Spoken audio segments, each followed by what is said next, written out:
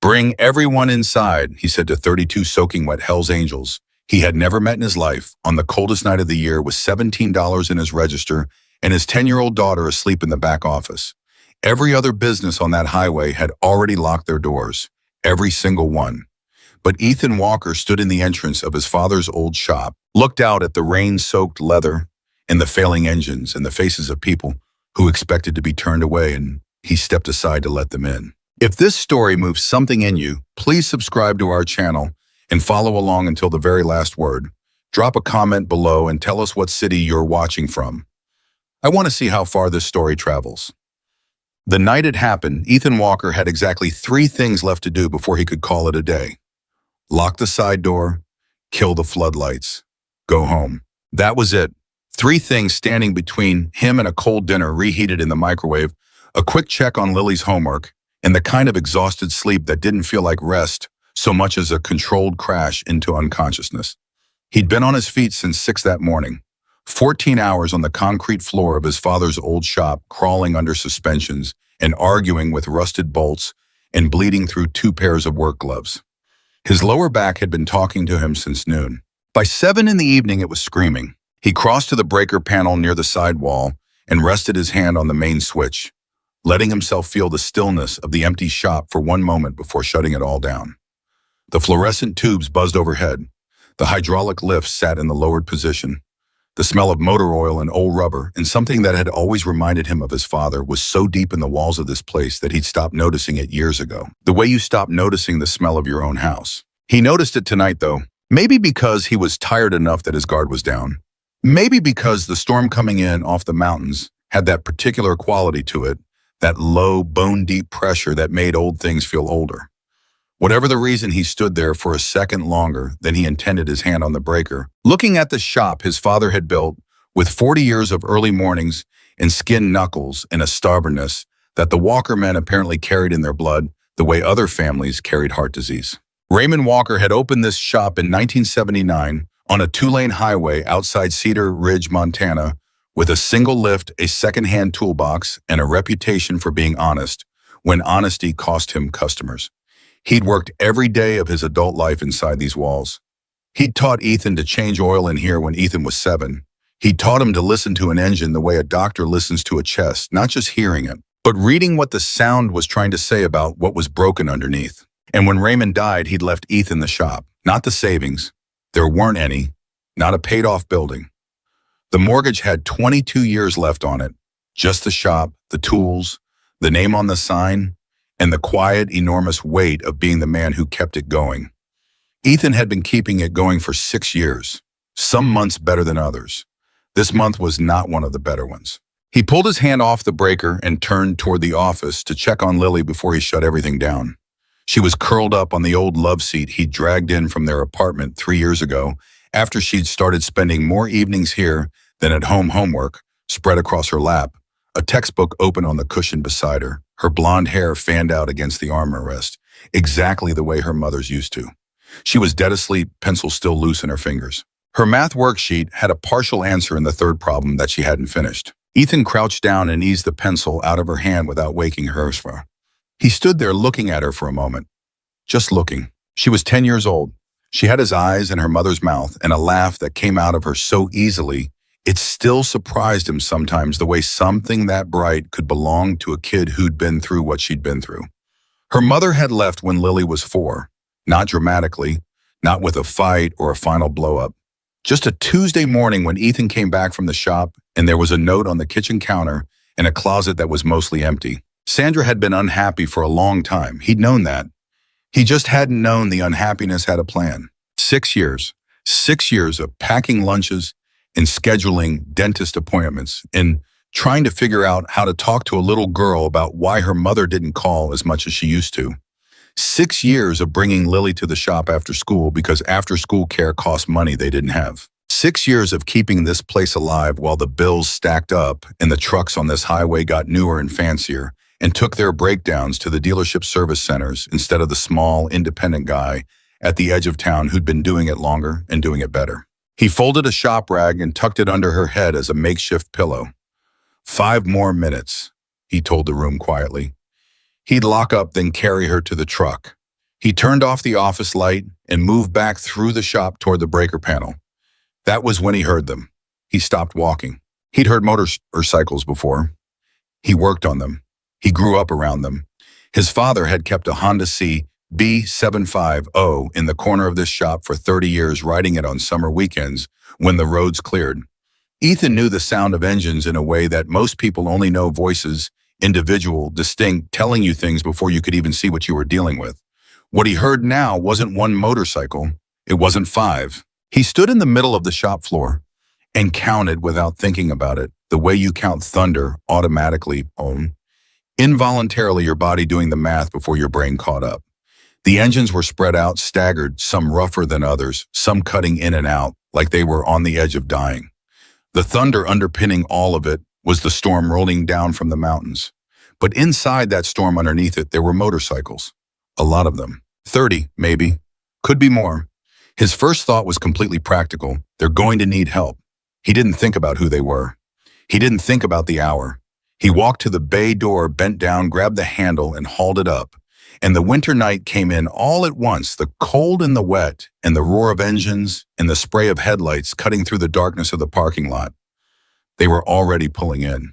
He stood in the open bay and watched them come, motorcycles rolling through the gravel lot one by one, some barely moving, some with riders walking them in by hand, some with exhaust pipes that had gone cold and silent midway up the lot and were being pushed the rest of the distance on sheer human effort.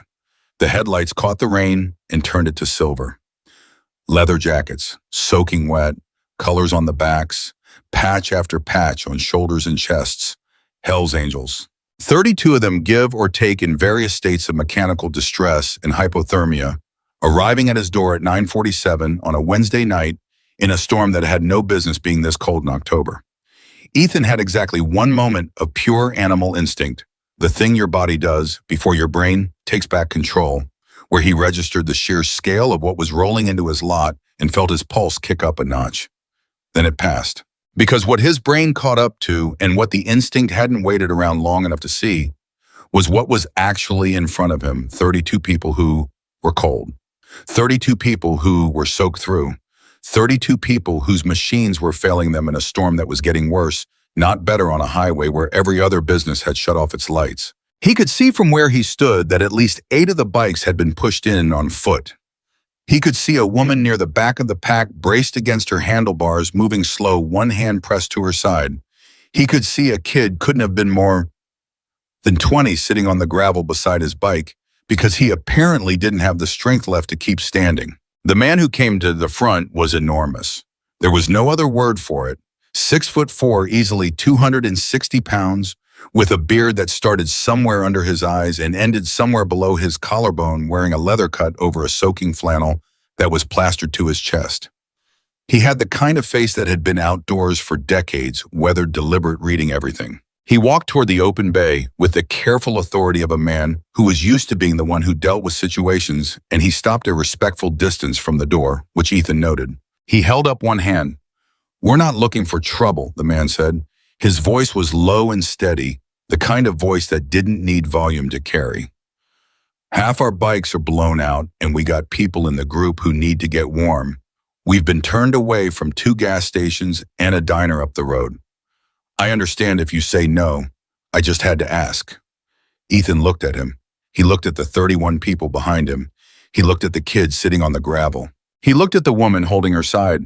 And he thought about the night his truck broke down in a snowstorm when Lily was 6 on a mountain road with no cell signal, and a guy in a hay truck had stopped and waited with him for 2 hours in the cold until the tow service came, a total stranger who had nothing to gain and nowhere to be and just didn't leave. "What's your name?" Ethan said. "Marcus. People call me Bear." "How many need medical attention?" Bear blinked. That wasn't the question he'd been expecting. "Couple people are pretty cold. Rachel's got some bruising from where her bike slipped on the grade. Nothing critical." "Who's Rachel?" "She's a nurse, ironically. Can she assess herself, or does she need someone else looking at her?" "She'll say she's fine." "Most people who need help say they're fine," Ethan said. "Bring everyone inside. Get warm. We'll figure out the bikes." Bear stared at him for a long beat. "You sure about this?" "I've got a space heater, a coffee maker, And a first aid kit, Ethan said. And the bikes aren't going to fix themselves standing in the rain. So yes, I'm sure. Let's go.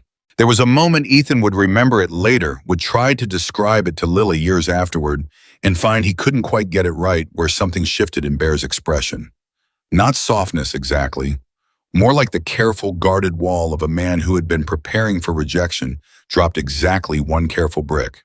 Bear turned to his group. Inside, he said, bikes in the bay, nobody touch anything that isn't yours. Mind the man's shop. They came in, all 32 of them. And Ethan Walker's Tuesday night turned into something he would spend the rest of his life trying to find the right words for. The first thing he did was deal with the woman holding her side. Rachel Hayes was 43 years old with a dark hair cut short, who moved with the economical efficiency of someone who spent her life managing other people's emergencies and had very little patience left over for managing her own.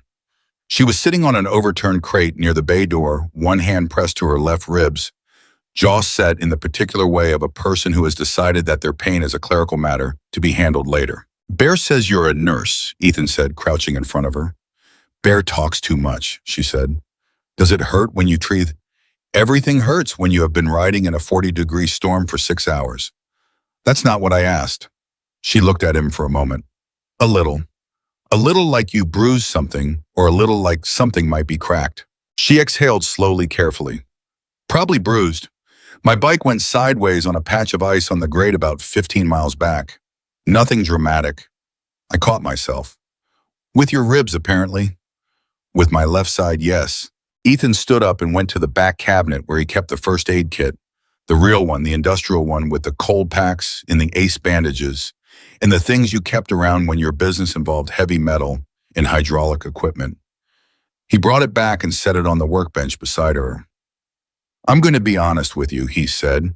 If it's cracked, the treatment is mostly just not making it worse and letting it heal. But you probably know that better than I do. I do know that better than you do, she said, but something in her voice had thawed a degree or two. So let's do the cold pack and wrap it, and you can pretend I helped. That surprised a short laugh out of her, which clearly hurt, which made her press her lips together in the way of someone annoyed at themselves for laughing. Fine, she said, thank you. Don't mention it. He handed her the cold pack and moved on. The shop was transforming around him in real time in a way that made the back of his neck prickle every time he stopped moving long enough to notice it. 32 people was more than the shop had ever held.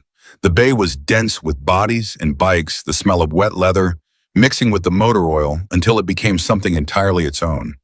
People were finding spaces leaning against workbenches sitting on tire stacks. Two of the younger riders had discovered the rolling tool cabinet and were sitting on top of it like it was a bleacher seat, apparently unbothered by the fact that it rolled. The coffee maker in the office was running. He didn't remember starting it, but it was running, and someone had found the bag of ground coffee in the cabinet above it and used approximately twice the recommended amount, which meant the coffee that came out would be roughly load-bearing, but nobody in that room was going to complain about that. The kid from the parking lot was inside now, just sitting against the interior wall, with his knees pulled up, a shop blanket. Ethan had two, both faded blue, kept for occasions like this, although he had never imagined an occasion quite like this wrapped around his shoulders. Someone had handed him a cup of coffee. He looked like he was about 16, though that was almost certainly the exhaustion. How old are you? Ethan asked him passing by. 22, the kid said. You looked about 12 when you were sitting in the parking lot. I feel about 12 right now, the kid admitted. What's your name? Daniel. People call me Rooster.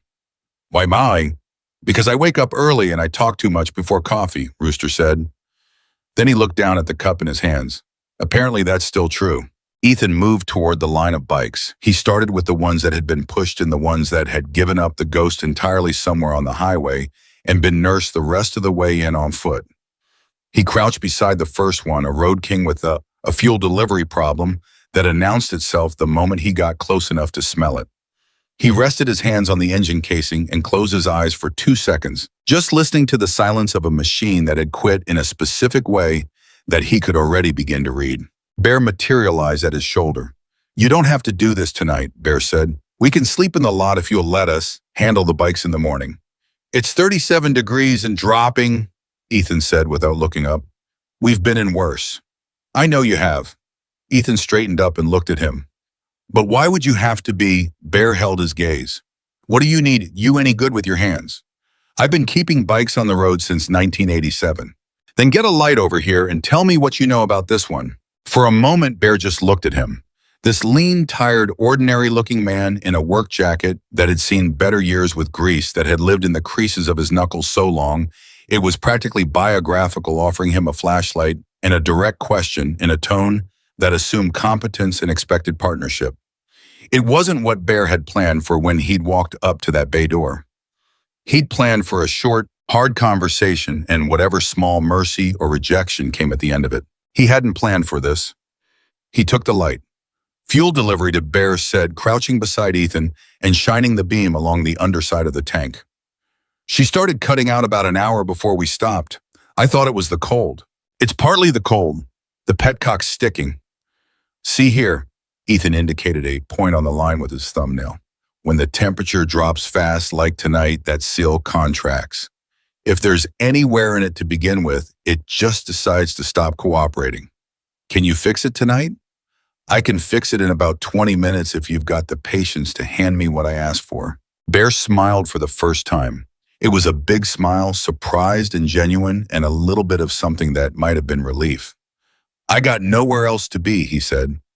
The next 3 hours were the strangest and most alive that Ethan Walker had felt in longer than he cared to admit. It happened organically, the way the best things do.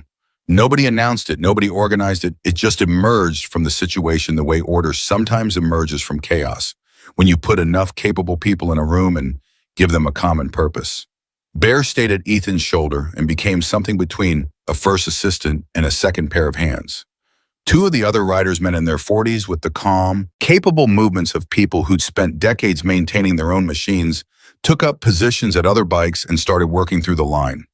The younger riders who didn't have the technical knowledge made themselves useful in other ways, clearing space, hauling tools, running for parts from the shelving units, when Ethan called them out by name and location, with the automatic precision of a man who'd worked this shop long enough that his hands knew where everything was in the dark. Rachel, ribs wrapped, cold pack, pressed to her side, ran what had quietly become a commissary operation in the office. She'd found the hot plate Ethan kept back there for soup in the winter, and a collection of canned goods in the bottom cabinet that she reorganized into something like a meal with a methodical efficiency that suggested she'd improvised field kitchens before.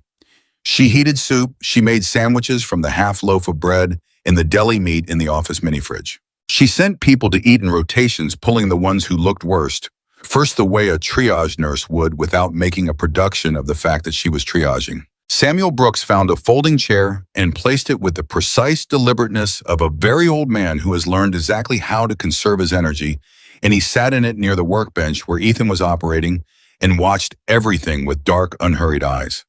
He was 70 years old, the oldest in the group by at least 15 years, with white hair kept close and hands that still looked like they could take apart an engine. And he watched Ethan work with an expression of quiet assessment that Ethan didn't fully register until much later. Lily woke up at 11:15. Ethan knew the exact moment she woke up because she appeared in the doorway between the office and the shop bay, still creased from sleep, her blonde hair sideways blinking at a room that was completely different from the room she'd fallen asleep near. 30 people. Bikes. The smell of coffee and soup and wet leather. Two grown men crouched on the floor 20 feet from her, talking in low voices about carburetor float bowls. She stood in the doorway and looked at all of it, and then she looked at Ethan. Ethan stopped what he was doing, straightened up, and waited to see what his daughter was going to do. He'd learned a long time ago that Lily had her own way of processing new information, and the best thing he could do was give her the space to do it without jumping in front of her reaction. The room had gotten quieter. Several of the riders near the door had noticed her and stilled. Lily's eyes moved around the space, deliberate, unhurried, the way she always took in new information, like she was cataloging it. She looked at the bikes. She looked at the people. She looked at the coffee cups and the soup and the blankets. She looked at the young rider Rooster, who was now awake and watching her with the careful expression of a 22-year-old who had absolutely no idea how to interact with a child and knew it. She looked back at Ethan. "Did all their motorcycles break?" she asked. "Most of them, eh?" Ethan said. "Are you fixing them and working on it?" She considered this for another moment. "Do they need food? I know where the granola bars are." Rooster let out a sound that was halfway between a laugh and something more surprised than that. Bear, crouching near a bike in the far bay, looked over his shoulder at Lillian, then at Ethan, and something moved across his face that he didn't try to name. Rachel's got soup going, Ethan told her as I was done. But the granola bars would help too, yeah. Lily nodded like this was a perfectly straightforward situation and disappeared back into the office. 45 seconds later, she reappeared with a fistful of granola bars and began moving through the room, distributing them with the calm, purposeful energy of a kid who had grown up in a shop and understood that when there was work to be done, you found your place in it. Rooster accepted his granola bar with a kind of reverence. "Thanks, kid," he said. "I'm Lily," she told him. "I'm Daniel. People call me Rooster." "Why bye? "Because I wake up early and talk too much." Lily looked at him with the flat, evaluative gaze that 10-year-olds deploy when they're deciding whether to accept an adult. "You don't seem like someone who wakes up early," she said. Rooster blinked. "You know what, that's fair." The night deepened. The storm pressed against the walls. The work continued. By 1 in the morning, 14 of the 32 bikes were running again. Ethan worked through them methodically, the fuel delivery issues first, because those were the most common and the fastest to resolve in bulk once he'd identified the pattern, then the electrical problems that the cold and wet had created, then the more individual mechanical failures that each required their own diagnosis.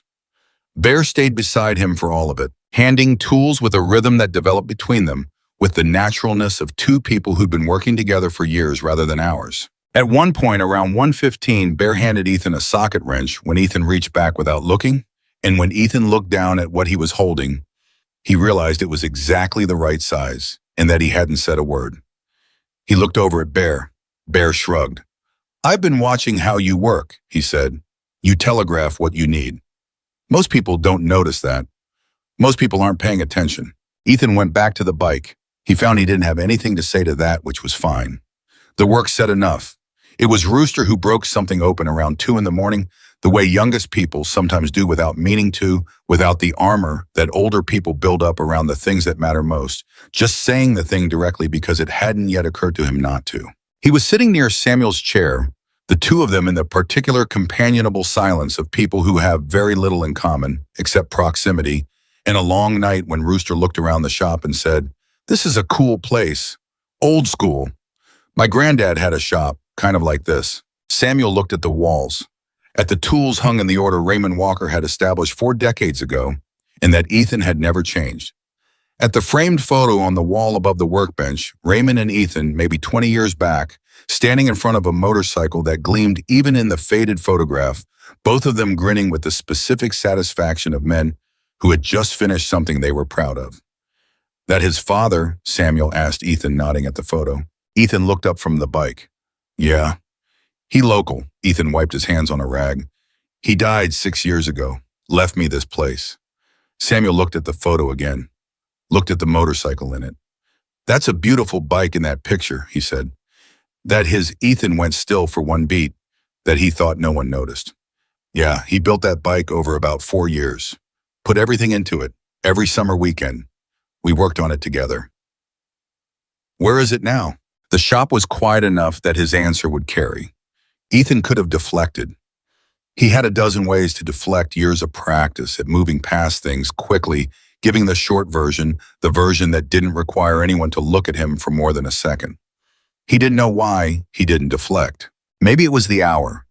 Maybe it was the particular quality of exhaustion that peels back the management systems and leaves you with just the truth. Maybe it was that Samuel Brooks had the kind of eyes that made the short version feel dishonest. "I sold it," Ethan said. He kept his voice level. 3 years ago, shop was underwater and I had bills I couldn't cover. I put it off for a long time, but eventually it was the bike or the shop. And the shop was my dad's name and Lily's security and 30 years of someone's life." He paused. "So I sold it." The room was quiet, not uncomfortably quiet, just the particular quiet of people who understood what that sentence had cost to say, giving it the weight it deserved. Samuel looked at him for a long moment. "What do you miss most about it?" Ethan looked at the photo on the wall, at the bike in it, at his father's hand resting on the tank. "The sound," he said finally. "My dad had a way of starting it. He'd let it warm up, just sit there with it idling, listening to it breathe. He used to say if you listen long enough, a good engine will tell you everything that's right with the world." He stopped. I haven't heard that sound since. Nobody said anything. Rooster, to his credit, didn't try to fill the silence. Bear on the other side of the shop had stopped working. He was looking at Ethan with an expression Ethan couldn't read. Then he went back to the bike he'd been working on without saying a word. Samuel looked at the photo one more time. Your father taught you right, he said quietly. This whole night proves that. Ethan nodded once. He picked up his tools and went back to work. He didn't see Bear catch Samuel's eye across the shop. He didn't see the long, silent look that passed between them. He didn't see Samuel give a small, deliberate nod. He was too busy listening to the storm outside and the sound of 32 bikes slowly coming back to life inside his father's shop, and that was enough. That was more than enough. By 3:45 in the morning, with the storm still going full outside, and the coffee maker on its fourth pot, 29 of the 32 bikes were running. The remaining 3 had problems that required parts Ethan didn't have on hand. Nothing catastrophic, nothing that couldn't be solved with a morning delivery from the supplier in Billings, but those 3 would need to wait. Ethan sat down for the first time in hours on an upturned milk crate near the tool cabinet, his back against the cold metal, and he let the exhaustion sit on him for a minute without fighting it. Rachel appeared beside him with a bowl of soup. You haven't eaten, she said. It wasn't an accusation. It was the statement of a nurse who tracked these things the way Ethan tracked oil pressure. I was working. You're still working. Eat. He took the soup. It was better than anything that had a right to come out of canned goods on a hot plate at 4 in the morning. He said so. 30 years of working overnight hospital shifts, Rachel said. You learn to make things edible with whatever's available. You like it, nursing. She sat down on the floor beside him, careful with her ribs. I love it. I'm not very good at the parts that require me to slow down and let other people be right, but the actual medicine part, yes, I love it. Is that why you ride? She looked at him. The slowing down, he said, the long miles, no decisions to make except where the road goes next. Rachel was quiet for a moment. My sister died of an overdose 8 years ago, she said with the directness of someone who had said it enough times to have stripped the shock out of it, but not the truth. She was 31. I couldn't fix it. I'm a nurse. I know everything that can go wrong in a human body, and I couldn't fix it. She paused. The first time I got on a motorcycle after she died, something in my chest loosened. I don't know how else to describe it. I've been riding since. Ethan held that for a moment. I'm sorry, he said, about your sister. Me too. She looked at the soup in his hands. Eat before it gets cold. He ate, Shine. Across the shop, Lily had fallen asleep again, this time on a sleeping bag that Bear had produced from somewhere in his saddlebag spread out in the corner of the bay, with the particular unapologetic efficiency of a man who was prepared for nights that didn't go according to plan. Bear had placed it himself quietly without making anything of it, and Lily had climbed onto it between 1 minute and the next with the total confidence of a child who had decided she trusted the room. Ethan watched his daughter sleeping in a shop full of Hell's Angels and thought about a lot of things. He thought about his father, who had told him once they'd been working on a customer's pickup a long, rainy afternoon, that the hardest thing a man ever had to learn was the difference between being careful and being closed. Being careful was smart, Raymond had said. Being closed was just loneliness with a better excuse. He thought about the 32 people who had come to his door expecting to be turned away. He thought about the 2 gas stations and the diner that had turned them away. He thought about the bike in the photograph. He thought about the sound his father made when he started that engine. He finished his soup. He set the bowl down. And he went back to the last 3 bikes. The last 3 bikes sat in the corner of the bay like unsolved problems, and Ethan Walker was the kind of man who couldn't leave unsolved problems alone. He'd been awake for 22 hours. His hands had stopped hurting somewhere around the 2-hour mark, that point past exhaustion, where the nerve endings just quietly agree to table their complaints, and his lower back had graduated from screaming to a kind of steady, impersonal roar that he'd learned to work through. He crouched beside the first of the 3 remaining bikes with a flashlight in his teeth and a socket set beside him on the floor, and he felt rather than heard Bear crouch down on the other side. You should sleep, Bear said. Ethan pulled the light from his teeth. Parts are coming from Billings in the morning. If I can get these 3 prepped before the delivery gets here, we can have them running by noon. That's not what I said. I know what you said. Bear was quiet for a moment. How long do you usually work a day? Depends on the day. Today specifically. Ethan sat back on his heels and thought about it. I was here at 6 this morning.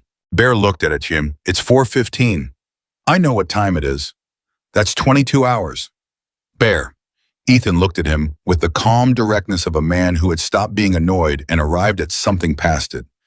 I've got 3 bikes that need work, a parts delivery coming in 6 hours, and a daughter who's going to wake up at 7, regardless of what time I fall asleep.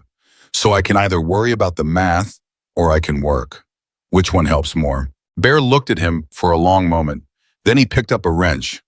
Tell me what you need, he said. The shop had settled into a different kind of quiet by 4 in the morning. Not the electric, busy quiet of the earlier hours, but the deep, inhabited quiet of a space full of sleeping people. Most of the riders had found horizontal surfaces, sleeping bags unrolled on the clean parts of the bay floor, jackets folded under heads, 2 men sharing the backseat of a customer's pickup that was in for a transmission job, and that its owner, Ethan, suspected, would find slightly more occupied than expected when he returned for it. Rooster had fallen asleep sitting up his back against the tire rack, his empty coffee cup still balanced on his knee, with the structural optimism of someone who'd been awake long enough that physics had become theoretical. Samuel Brooks was still in his folding chair, not asleep, just still in the particular way of a very old man who has learned that stillness and sleep are different things, and that the first one costs less. He was watching Ethan work. Ethan had noticed this but didn't comment on it. Samuel struck him as the kind of man who watched things for reasons he didn't feel obligated to explain, and Ethan respected that more than he would have respected a conversation. He got the second of the 3 problem bike, stripped down to the point where he could clearly identify what he was dealing with, a cracked rotor that was going to need a replacement part regardless, and moved to the third. This one was Rooster's. He'd figured that out an hour ago based on the registration he'd found under the seat when he needed the VIN, and the maintenance history that came with it was the maintenance history of a 22-year-old who had learned to ride from YouTube and ambition and not enough fear.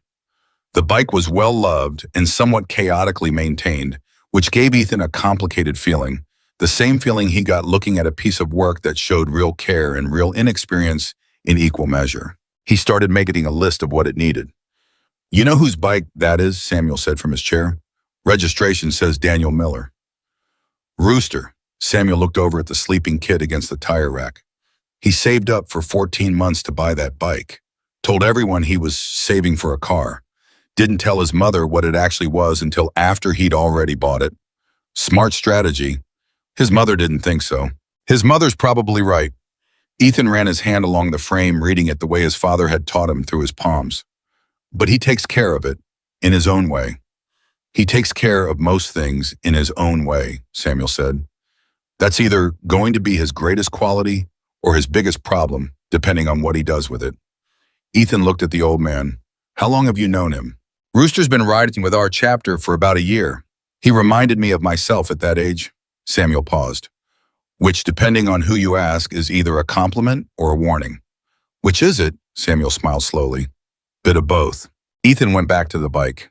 He worked and the old man watched, and the shop breathed around them, and the storm continued its argument, with the walls outside, though it had softened in the last hour, the sharp, icy aggression of the early evening had relaxed into something more persistent and melancholy. Rain rather than driving sleet, the kind of weather that didn't punish you so much as outlast you. The thing you said earlier, Samuel said after a while, about your father's bike. Ethan's hands didn't stop moving, but something in the way he held himself changed.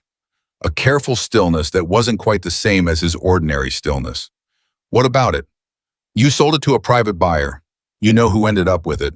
Guy named Patterson, collector. Lived outside Missoula at the time. Ethan set down the socket wrench and picked up a rag. He had a barn full of bikes he was acquiring and not restoring. The kind of collector who collects things and then puts them away, which is its own particular kind of sad. He wiped his hands. I don't know where it ended up after that. Patterson moved at some point. I stopped trying to track it. Why did you stop? Ethan looked at the rag in his hands. Because knowing where something is and not being able to get it back is worse than not knowing. Samuel was quiet. My father spent 4 years on that bike, Ethan said, and he wasn't sure why he was still talking. except that the hour had that effect, and Samuel had those eyes, and the sleeping shop felt like neutral territory, where the usual rules about what you kept inside were slightly relaxed. 4 years of weekends and evenings and early mornings. I handed him tools. I watched him work.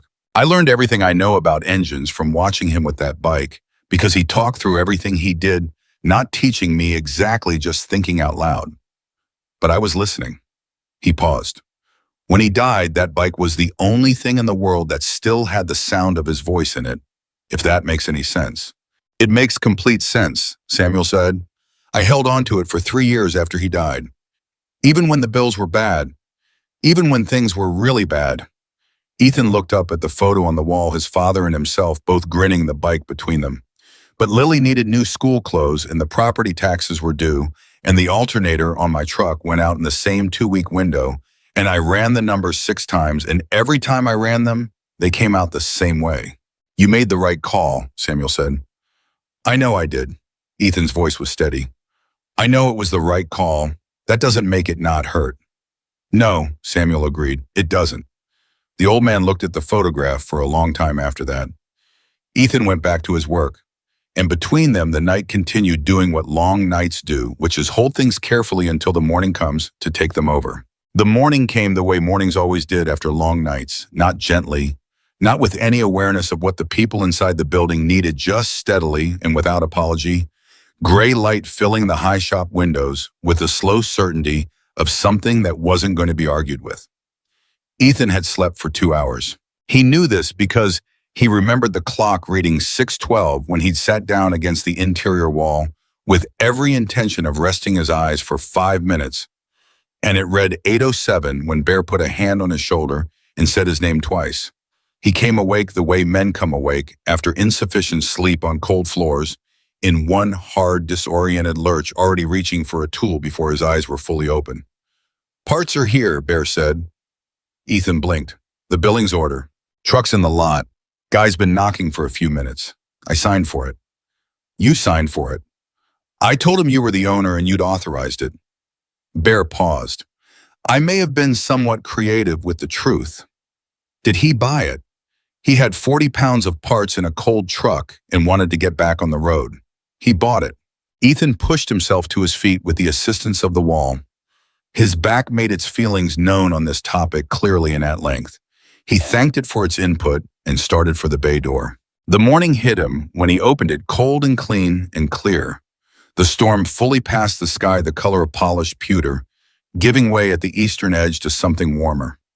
The parts delivery driver was already backing out of the lot, and on the gravel beside the bay door sat 2 boxes with the supplier's logo, which Ethan checked against his order list and found correct. He brought them inside. The shop was waking up. It happened gradually in the way that a large group of people wakes up when there's no alarm and no obligation. First 1, then 3, then a cluster, the sounds of movement and low voices building slowly from the background. Someone had started a fresh pot of coffee. Rooster's cup somehow was still balanced on his knee.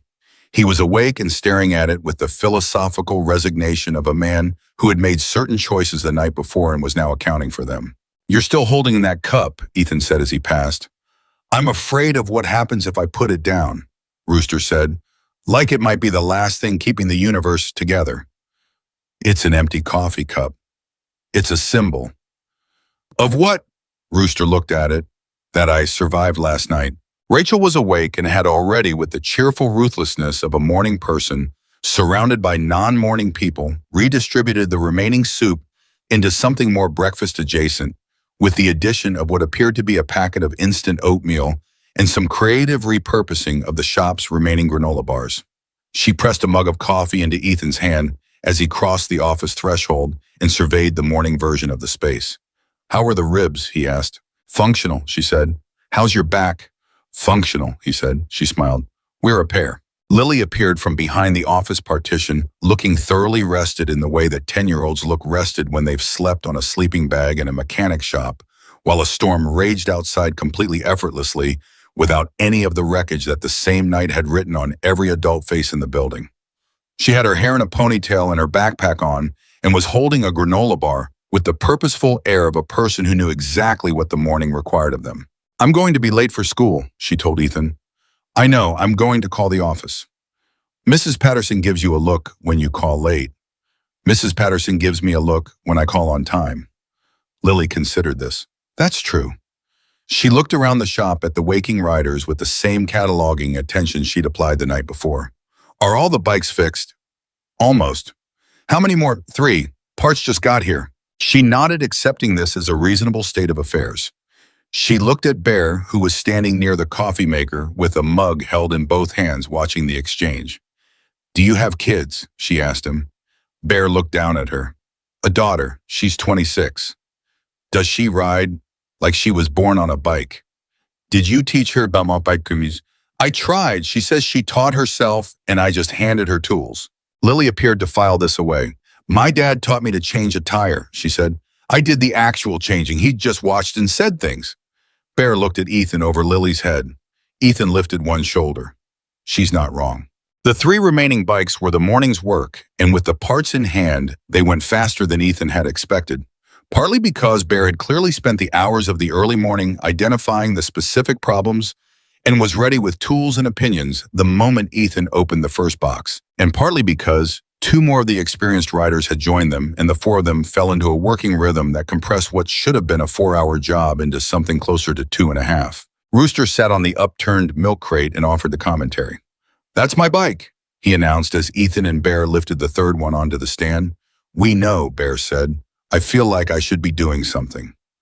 You should be out of the way, Bear said. I can hand tools. You tried to hand Ethan a Phillips head when he asked for a flat head 20 minutes ago. I was testing him. You were sleeping with your eyes open, Bear said, which, by the way, is deeply unnerving. Rooster looked at Ethan. In my defense, there's no defense, Ethan said, not looking up from the work. But your bike's going to be fine. The chain's worn, and the rear brake pad needs replacing. I've got both in stock. Should have been caught on a service check 6 months ago. Rooster had the grace to look slightly ashamed. I meant to do that. I know you did, Ethan said. Do it next time. Yes, sir. The sir landed without performance, without irony. Just the natural response of a young man being directly and competently corrected by someone who knew what he was doing, and it put a small quiet in the shop that wasn't uncomfortable. Samuel, back in his chair with a fresh mug, looked at Ethan over the rim. He's going to remember that, he said. Remember what? That you said his bike would be fine before you said it needed work. Most people lead with the problem. Ethan looked up briefly. The problem's solvable, that's the important thing. Samuel nodded slowly, like something had been confirmed. It was around 10:30 in the morning when Rachel came and found Ethan at the workbench, and the way she moved with the direct, purposeful stride of a woman who had decided to say something she'd been holding told him this wasn't about coffee or ribs. She stopped in front of him and looked at him with the level assessing gaze that he was coming to understand was just how she looked at everything. Can I ask you something? She said. Go ahead. Why did you let us in last night? Ethan set down the part he was working with. Because you needed somewhere to be.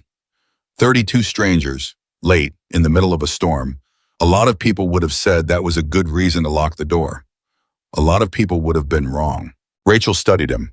You weren't scared. For about 3 seconds. What happened after 3 seconds? I looked at your group and I saw people who were cold and wet and whose bikes were failing them, Ethan said. That's not something to be scared of. That's something to solve. Rachel was quiet for a moment. The other places we stopped, the gas stations, the diner, they saw something different when they looked at us. I know what they saw, and you didn't see it. I saw it, Ethan said. I just didn't think it was the most important thing in the picture. Rachel looked at him for a long moment with an expression that was complicated and genuine, and that Ethan didn't try to interpret. Then she said quietly, Your father sounds like he was a hell of a man. Ethan looked at the photo on the wall. Yeah, he said, he was. By 11 o'clock, all 32 motorcycles were running. The realization moved through the shop like a current not announced. Just felt first by the people nearest the last bike when Ethan stepped back from it and wiped his hands and said simply, That's the last one. And then by the people a little farther away who caught the shift in energy and repeated it in the way that groups of people transmit significant information, a ripple moving outward until everybody knew. There was a beat of quiet. And then something happened that Ethan did not expect and would have been embarrassed to admit moved him as much as it did. They started clapping. Not wild applause, not performance, just 32 people in a shop, most of them still holding coffee cups or sitting on improvised surfaces, clapping for a man who had stayed up all night working on their bikes because they needed it. It was brief and genuine, and it lasted maybe 10 seconds before it folded back into the natural noise of the morning. But in those 10 seconds, Ethan looked at the floor and found he needed a moment. He cleared his throat. "All right," he said. "They're running. You should be able to get back on the road before the weather picks up again this afternoon if you leave within the next couple hours." Bear came to stand in front of him. He was holding something in his hand, and when Ethan focused on it, he saw it was cash. A substantial amount folded thick, held out with the directness of a man who didn't do ceremonial things. "For the work," Bear said, "in the space and the coffee." Ethan looked at the money. He looked at it for a long moment. Then he looked at Bear. "No," he said. Bear's eyes narrowed a fraction. "This isn't charity. This is payment for work performed." "I know what it is." "Then take it." "Bear," Ethan's voice was quiet and final, the voice of a man who had made a decision before the conversation started. "You needed help. I helped. That's what this shop is for. That's what my father built it for." He nodded toward the door. "Put your money away." The shop was very quiet. Bear looked at him with an expression that went through several things before it settled. Surprise, calculation, something deeper than either of those, something that sat in his chest and had weight. He looked at the money in his hand. He looked at Ethan. He looked at the photo on the wall. He folded the cash. He put it in his pocket. But he didn't move away. He stayed where he was in front of Ethan, and the two men looked at each other in the manner of people who have spent a night building something together and are only now beginning to understand what it is. "You're an unusual man, Ethan Walker," Bear said. "My dad was unusual. I'm just trying to keep up." Bear held out his hand. Ethan shook it. It should have been the end of it. That was where the story should have closed, a handshake and a thank you and the sound of 32 engines starting up outside and rolling back onto the highway. A good story, a clean ending, the kind of thing that happened and that Ethan would have told his daughter about someday and that she would have been proud of, and that would have lived in the walls of this shop the way his father's memory lived in the walls of this shop. But Samuel Brooks stood up from his folding chair. He stood up slowly with the deliberateness of old bones making a considered choice, and he walked to where Bear was standing, and he said something quietly, too quietly for Ethan to hear, and Bear turned to look at him with an expression that shifted into something else entirely. Something that Ethan couldn't read from where he stood, something that looked like it mattered. Samuel glanced at the photo on the wall one more time. Then he looked at Ethan with those dark, unhurried eyes. "You said the collector's name was Patterson," he said, "outside Missoula. He was at the time. I don't know if he's still there. But that's the last place the bike was." Ethan looked at him. "Why?" Samuel didn't answer the question directly. He looked at Bear. Some kind of agreement moved between them in the silence that Ethan didn't have access to, the kind of communication between people who've known each other long enough that whole sentences travel in a glance. "We're going to be passing through that part of Montana," Samuel said, "on our route." "Okay," Ethan said, not sure yet where this was going. "Long shot," Samuel said, "but we might just stop and ask around." Ethan looked at him. The thing inside his chest did something complicated that he firmly declined to examine. "Samuel, we're not promising anything," Samuel said clearly. His voice was kind and level and left no room for false hope to grow in. "We're passing through. We might ask around. That's all." "Don't make it a thing," Ethan said, and there was a rawness in his voice that surprised him that he felt in his throat before he could manage it. "Seriously, don't make it a thing you feel like you have to do." "We're not doing anything because we feel like we have to," Bear said, and his voice was quiet and absolute. "We don't do things because we have to, Ethan. We do things because they're right." Ethan looked at him. He looked at Samuel. He looked at the 30 riders spread through his shop, most of them watching this moment without fully understanding it, waiting with the patient attention of people who trusted that their leaders were handling something important. He thought about saying no. He thought about drawing a clearer line around the whole subject and keeping it where it lived, which was in the past, which was where it belonged. But Lily appeared in the office doorway at that precise moment, backpack on granola bar, finished already reaching for her father's hand with the automatic trust of a kid who had never once in her whole life had a reason to doubt that he would be there. He took her hand, and he looked at Samuel Brooks, and he didn't say no. He just nodded, once, short, and then he turned to walk his daughter out to the truck, and behind him the shop slowly came to full morning life, and 32 riders began preparing to go back to their machines, and back to their route, and back to the world. He didn't let himself believe anything would come of it. He was a practical man. He understood how things worked, how time moved, and how objects changed hands, and how the past got buried under the subsequent decisions of other people's lives. He understood that a vintage motorcycle could be anywhere by now. It could be disassembled for parts. It could have changed hands 6 more times. It could be in a crate in a storage unit that nobody remembered renting. He understood all of that. But something in Samuel's eyes had been different from the look of a man making an empty gesture.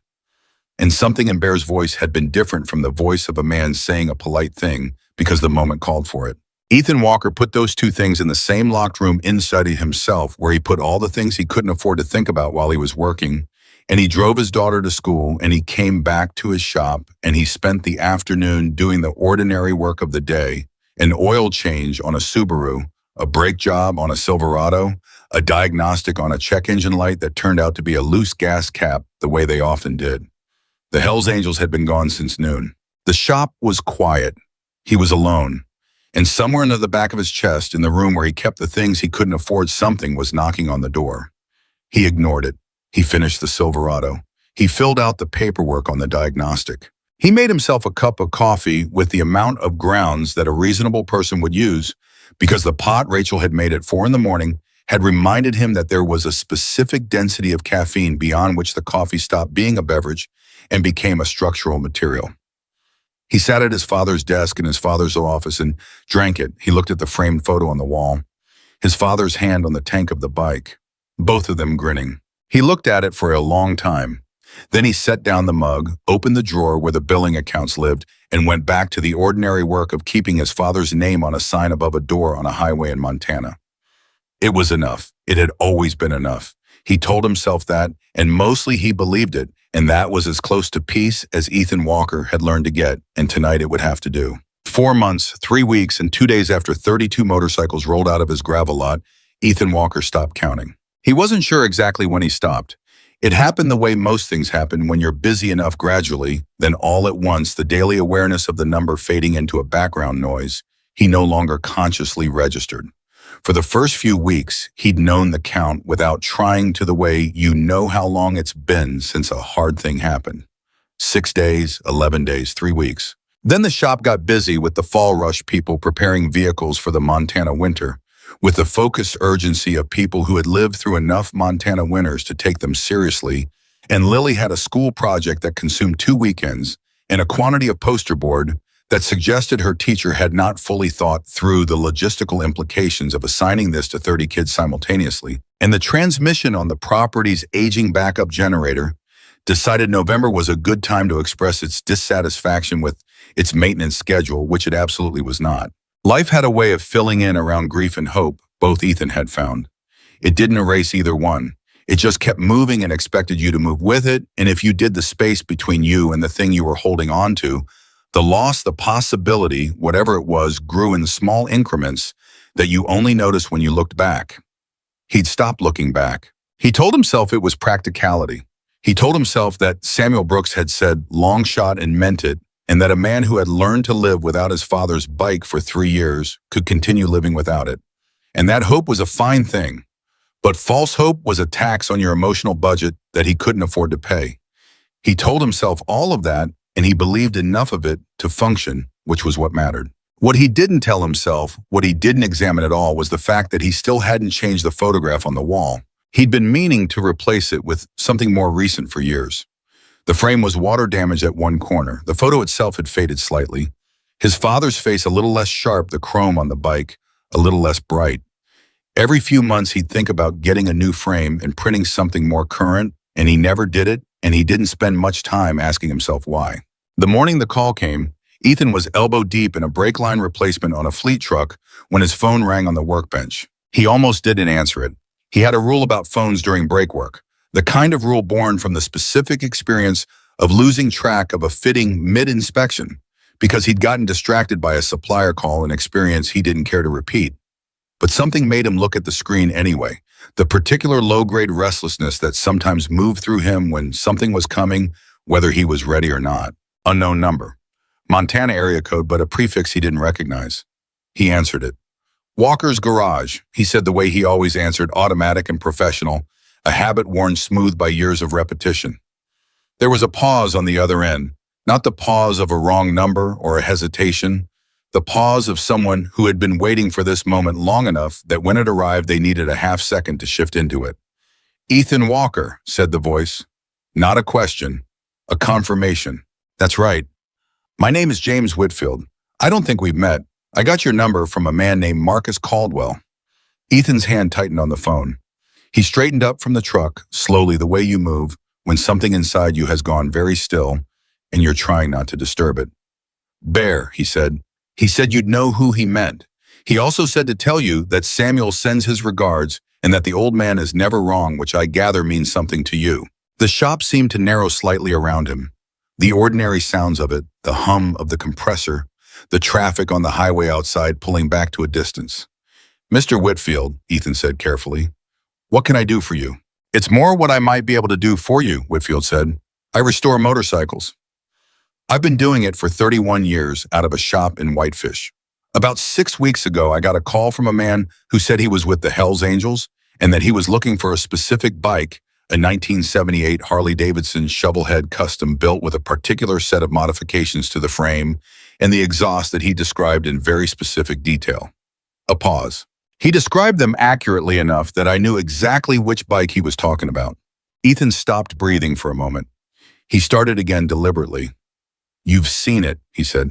Son, I'm looking at it right now. The brake line replacement sat unfinished on the fleet truck until 2 in the afternoon. Ethan was not a man who left work unfinished in the middle of the day. It was one of the organizing principles of how he operated. You started something, you completed it, you moved to the next thing. Incomplete work was a form of debt, and Ethan Walker had enough debt already without adding unnecessary installments of it.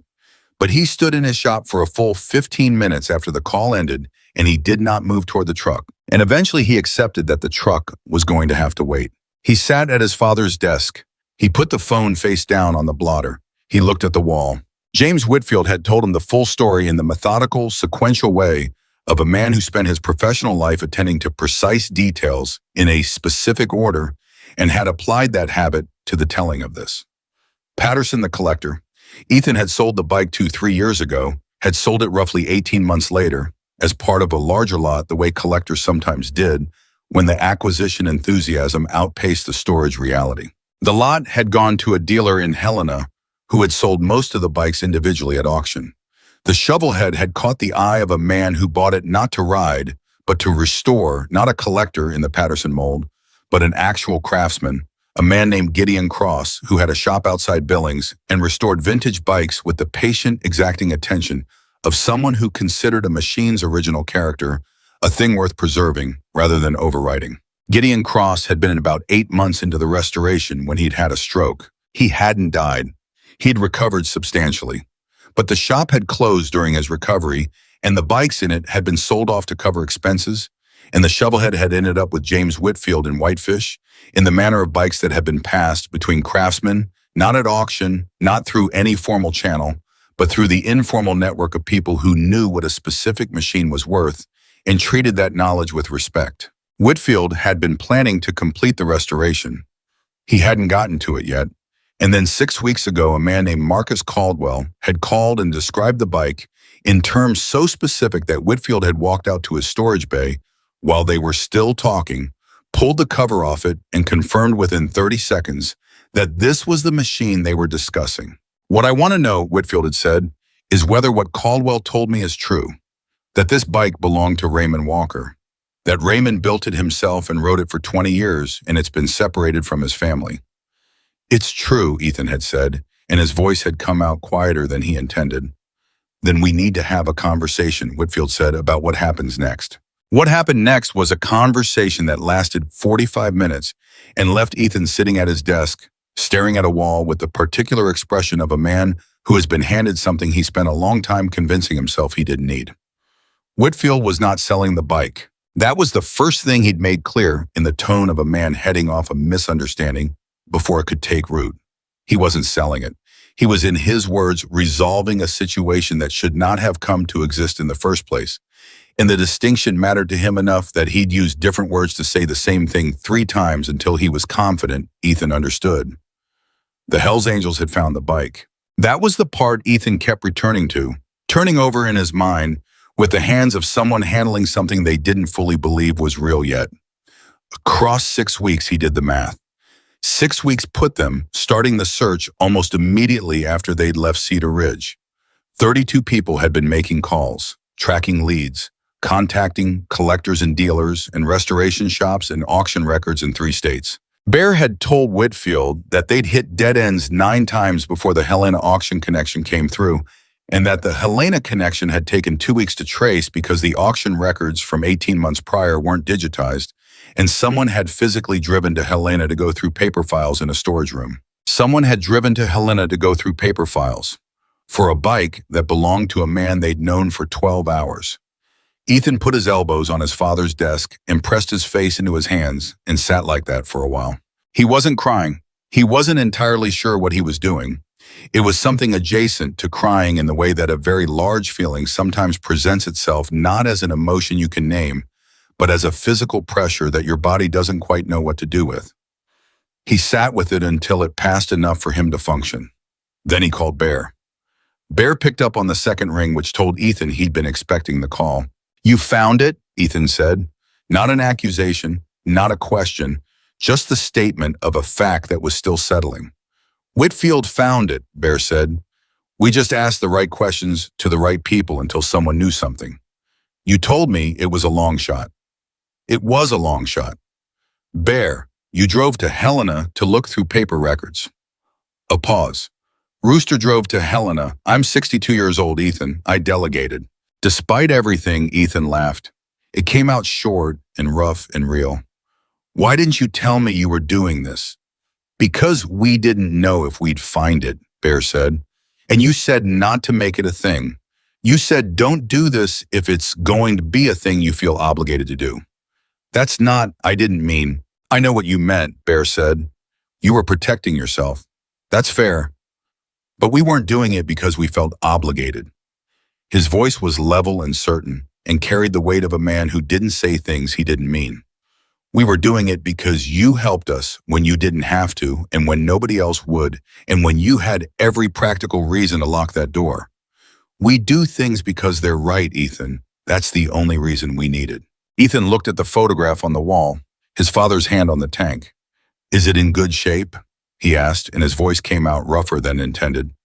"Whitfield says the frame is solid, the engine is intact, and Gideon Cross got most of the cosmetic restoration done before his stroke. It's not complete, but it's your father's bike, Ethan. The bones of it are all there." Ethan pressed the bridge of his nose. "What does Whitfield want for it?" he asked. "And don't tell me nothing. I can't accept nothing. I'm not built for nothing, and—" "He wants to finish the restoration," Bear said, "and he wants to bring it to you himself when it's done. I think meeting Whitfield in person would be good for you. He's a man who cares about things the way your father cared about things. He's a man who understands what a machine carries." "How long for the restoration?" He said 8 to 10 weeks. Ethan exhaled. "Okay," he said, and the word carried everything he wasn't saying, the gratitude that didn't have the right shape to fit into words, yet the disbelief that was slowly converting itself into something. He could hold the thing about his father's hand on the tank, and the sound of an engine idling, and a man's voice thinking out loud while a young boy listened and learned. "Okay," he said again. Quieter. "One more thing," Bear said. "What?" "We want to be there when Whitfield brings it. All of us, if that's all right with you." A pause. "We'd like to see your face." The thing inside Ethan's chest that he'd been managing carefully for several minutes made another attempt at the door. "Yeah," he said. His voice was barely functional. "Yeah, that's all right." "Good." Bear's voice was warm and final, and had the quality of something completed. 8 to 10 weeks, Ethan. The weeks that followed had their own particular texture. Ethan worked. He opened the shop at 6 and closed it when the work was done, which was sometimes 7 and sometimes later. And he did the billing and ordered parts and argued with insurance companies on behalf of customers who didn't have the patience for it, and scheduled Lily's dentist appointment and attended the parent-teacher conference where Mrs. Patterson gave him the look and informed him that Lily was academically exceptional and socially somewhat forthright, which Ethan understood to mean that his daughter told adults when they were wrong and did not experience significant remorse about it. She gets that from her grandfather, Ethan told Mrs. Patterson. Mrs. Patterson's look suggested she did not find this explanatory. The ordinary days continued, but something had changed in the ordinary days, and Ethan was honest enough with himself to admit what it was. He'd let himself believe again. He hadn't meant to. He was constitutionally cautious about belief, the way a man becomes cautious about anything that has cost him before. But Whitfield's call had breached something that the preceding months of careful management had built up, and now the possibility of his father's bike coming home lived in him, the way a light lives in a dark room, changing everything it touches simply by existing. He started doing a thing he hadn't done in years. In the evenings after Lily was in bed and the shop paperwork was done, he'd sit at his father's desk and he'd take out the notebook Raymond Walker had kept, a battered composition book, water-stained and soft at the corners, full of his father's handwriting, in the cramped, economical hand of a man who'd always written like he was paying by the word. Notes on engine specifications, sketches of modifications he was considering, appointments and phone numbers, and the occasional observation about a customer or a part or the particular behavior of a certain make of truck in cold weather. The shovelhead had its own pages in that notebook, 14 of them spanning 4 years of work. Notes on the custom exhaust configuration, a small pencil sketch of the frame modification at the rear, a record of every part sourced, every problem identified, every solution applied. Raymond had documented the build with the thoroughness of a man who understood that the doing of a thing and the recording of it were both important, that memory alone couldn't be trusted with the things that mattered most. Ethan had read those pages so many times that he had most of them memorized. He read them again anyway. It was during one of these evening sessions, about 6 weeks into the wait, that his phone buzzed with a text from a number he didn't recognize. He almost ignored it. He got a fair number of unknown number texts that turned out to be spam, and his tolerance for them was low, but something made him look. The text was an image. He opened it, and his breath went out of him in a slow, complete way, like a tire losing pressure, like something that had been held tense for a very long time, releasing all at once. It was the bike. He could tell immediately, not just from the shape and the configuration, which he would have recognized anywhere, but from the specific way the chrome caught the light at the front fork, particular angle of the custom exhaust. The handlebars his father had sourced from a salvage shop in 1983 and spent a weekend adjusting to exactly the right position. Whitfield had sent the photo from his shop in Whitefish and even partially restored, even captured in a phone photo with workbench lighting. It was unmistakably Raymond Walker's motorcycle. Under the image, Whitfield had typed, "Making good progress. Thought you should see this." Ethan stared at the photo for a long time. Then he did something he hadn't done in 6 years. He went to the shelf in the corner of the office where a few of his father's things lived: a farmer's almanac from 1987, a coffee mug with a chip in the handle that he'd never had the heart to throw away, a small framed photo of Raymond as a young man that Lily had asked about once, and that Ethan had explained as best he could. He picked up the framed photo and he sat down and he held both things, his father's young face in one hand, the image of the bike on his phone screen in the other, and he let himself feel the full weight of it for the first time since Whitfield's call. He felt grateful in a way that was physical, that had pressure and heat to it. He felt something about his father that he couldn't have named, exactly a connection across the distance of death, through the medium of a machine that Raymond had built with his hands and ridden with his whole self and loved without apology. And he felt running beneath both of those things the low current of disbelief that 32 people he'd known for 12 hours had done this, had gone looking for something they had no obligation to find, had traced it across multiple owners and states, and years and dead ends had gotten it back. He thought about Bear saying, "We do things because they're right." He thought about Samuel's eyes and the small, deliberate nod across the shop. He thought about Rooster driving to Helena to look through paper files and coming back with a lead. He set his father's photo carefully back on the shelf. He typed back to Whitfield, "Thank you," just 2 words. He didn't trust himself with more than 2 words. Whitfield replied within 30 seconds, "Your father built something worth finding." Ethan read that 3 times. He set the phone down. He went back to the notebook with his father's handwriting in it, and he held it in both hands in the quiet of the office, and he listened to the shop around him. The particular inhabited silence of a building that has been worked in for decades, that has absorbed the effort in the presence of the people who worked in it, that holds them in its walls the way old wood holds weather. His father was everywhere in this building. In the arrangement of the tools on the wall, the order of the shelves, the wear pattern on the concrete floor in front of the lift, where Raymond Walker had stood for 40 years, doing work he was good at and proud of. In the desk with the scratched surface, in the drawer that stuck in humid weather. In the light switches placed at a height that made perfect sense for a man who'd been 6'1", which still mildly inconvenienced Ethan's 5'11" every time he reached for them. In the photograph on the wall, in the 14 pages of a composition book, in the sound the one Ethan had described to Samuel at 3 a.m. of an engine warming up, a man sitting still with it, listening to it breathe. 8 weeks, Whitfield had said. It was already week 6. 2 more weeks. The next day, Ethan walked Lily to school. He didn't usually do this. The school was 3 blocks from their apartment, and she was old enough to walk it herself. But he did it on this particular morning for reasons he didn't explain, and that Lily, who was perceptive in the way of children who've spent a lot of time with a single parent, didn't ask about. They walked. The morning was cold and clear. The kind of Montana morning in early winter that was hard and beautiful in equal measure, the mountains visible to the west with a precision that only came after a hard frost. Lily walked beside him with her backpack and her lunch bag and her air of quiet self-possession, and after half a block, she said, "You're thinking about something." "I'm always thinking about something." "Something different," she said. "You walk different when you're thinking about something different." "How do I walk different?" She considered this. "Slower, and you keep looking at the mountains." Ethan looked at the mountains. "How do you notice that?" "I notice things," she said with the matter-of-fact certainty of a person who has simply accepted this as a fact about themselves without any particular pride in it. "What is it?" He thought about how to explain it to her. Lily was 10. She'd been 4 when her grandfather died. She had impressions of Raymond Walker rather than memories, the way you have impressions of early childhood rather than the solid, detailed recollections of later experience. She knew the photograph. She knew the stories.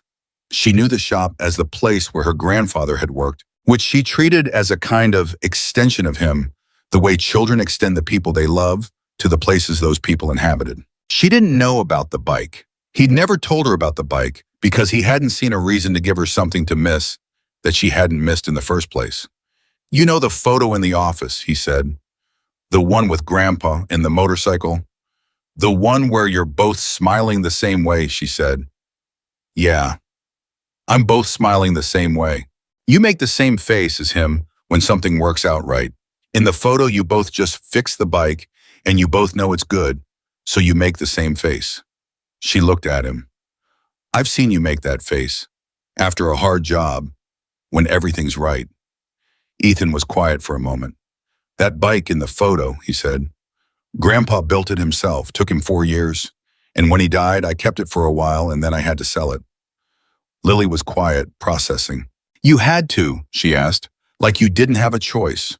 Like I had one choice and the other choice was letting things fall apart," he said. "So yeah, that must have been really hard," she said with the directness of a child who hasn't learned yet to soften the obvious. "It was. Where did it go?" "Around, different people, but..." He stopped, looked at the mountains. "Some friends of ours found it." Lily looked up at him sharply. "The motorcycle people, Bear, and everyone..." "Yeah. They found Grandpa's bike. They found it." She stopped walking. He stopped with her and looked at her face, which was doing something complicated, the 10-year-old processing again, turning something over with the particular intensity she brought to things that mattered, matching it against what she already knew, and building a new picture. "Is it coming back?" she asked. "Yeah," he said. "It's coming back." Lily looked at him for a long moment.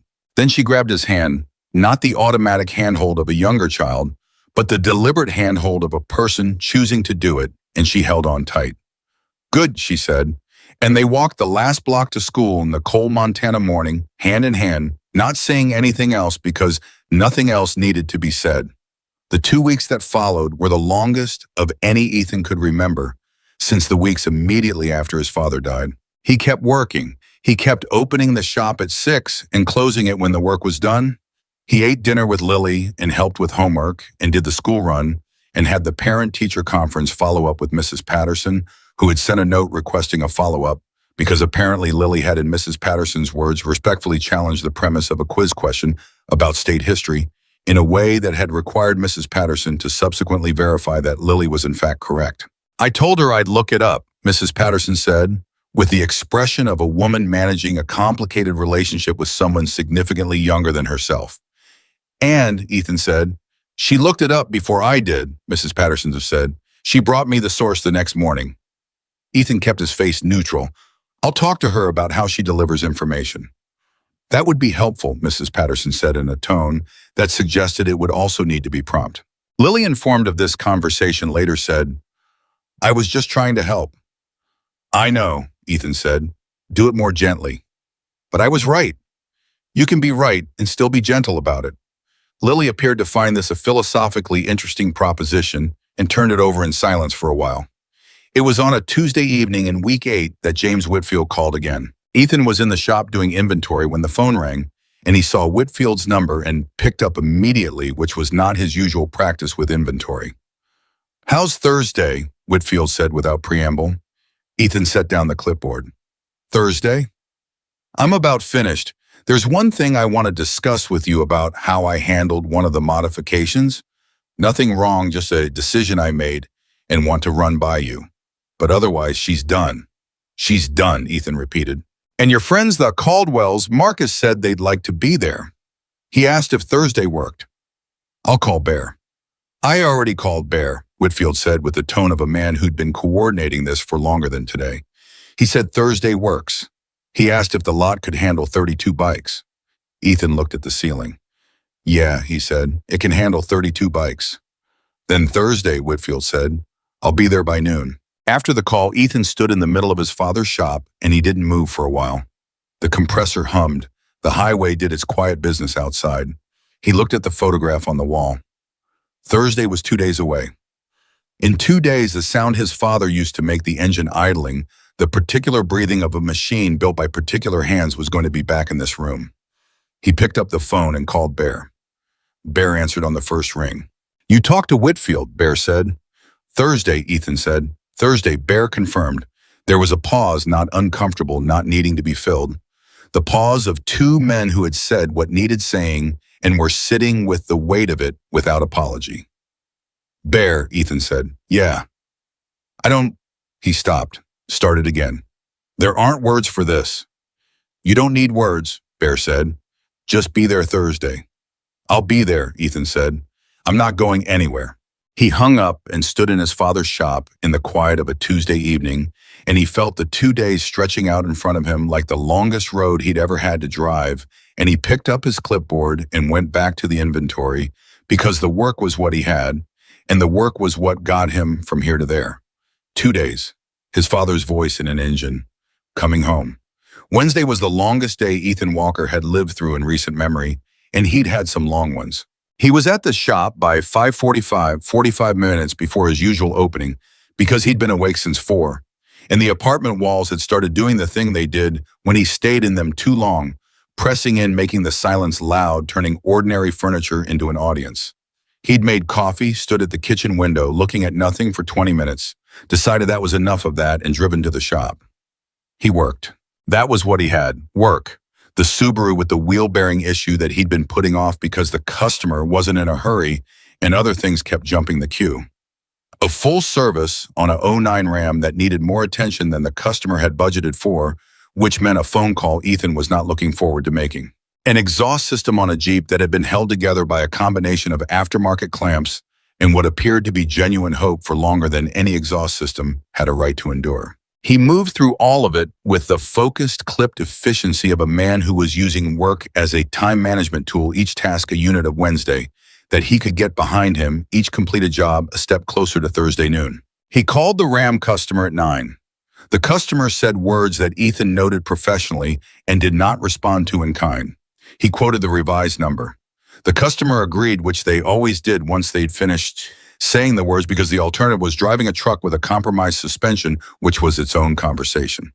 Lily called at 3:15, which was when school let out and she was walking to the shop. "Are you okay?" she said as her opening. No hello, straight to the point. "I'm fine," Ethan said. "You looked weird this morning." "I looked normal this morning." "You made my lunch and put the sandwich in without cutting it." She said, "You always cut it. Diagonally. You've cut it diagonally my entire life." Ethan looked at the wall.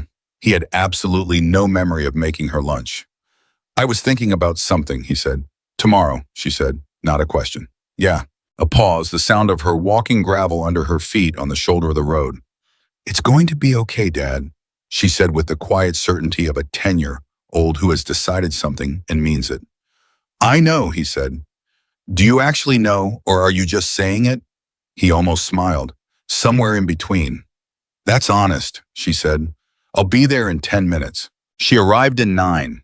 She did her homework at the office desk with the sandwich cut diagonally because he'd done it right this time, and she didn't bring up Thursday again, and neither did he, and the remaining hours of Wednesday moved at the pace they moved at, which was unhurried and indifferent to what Ethan needed from them. And eventually the work was done, and the lights were off, and they drove home in the dark, and Wednesday became Thursday at some point, while Ethan was looking at the ceiling of his bedroom. He was at the shop by 5:30.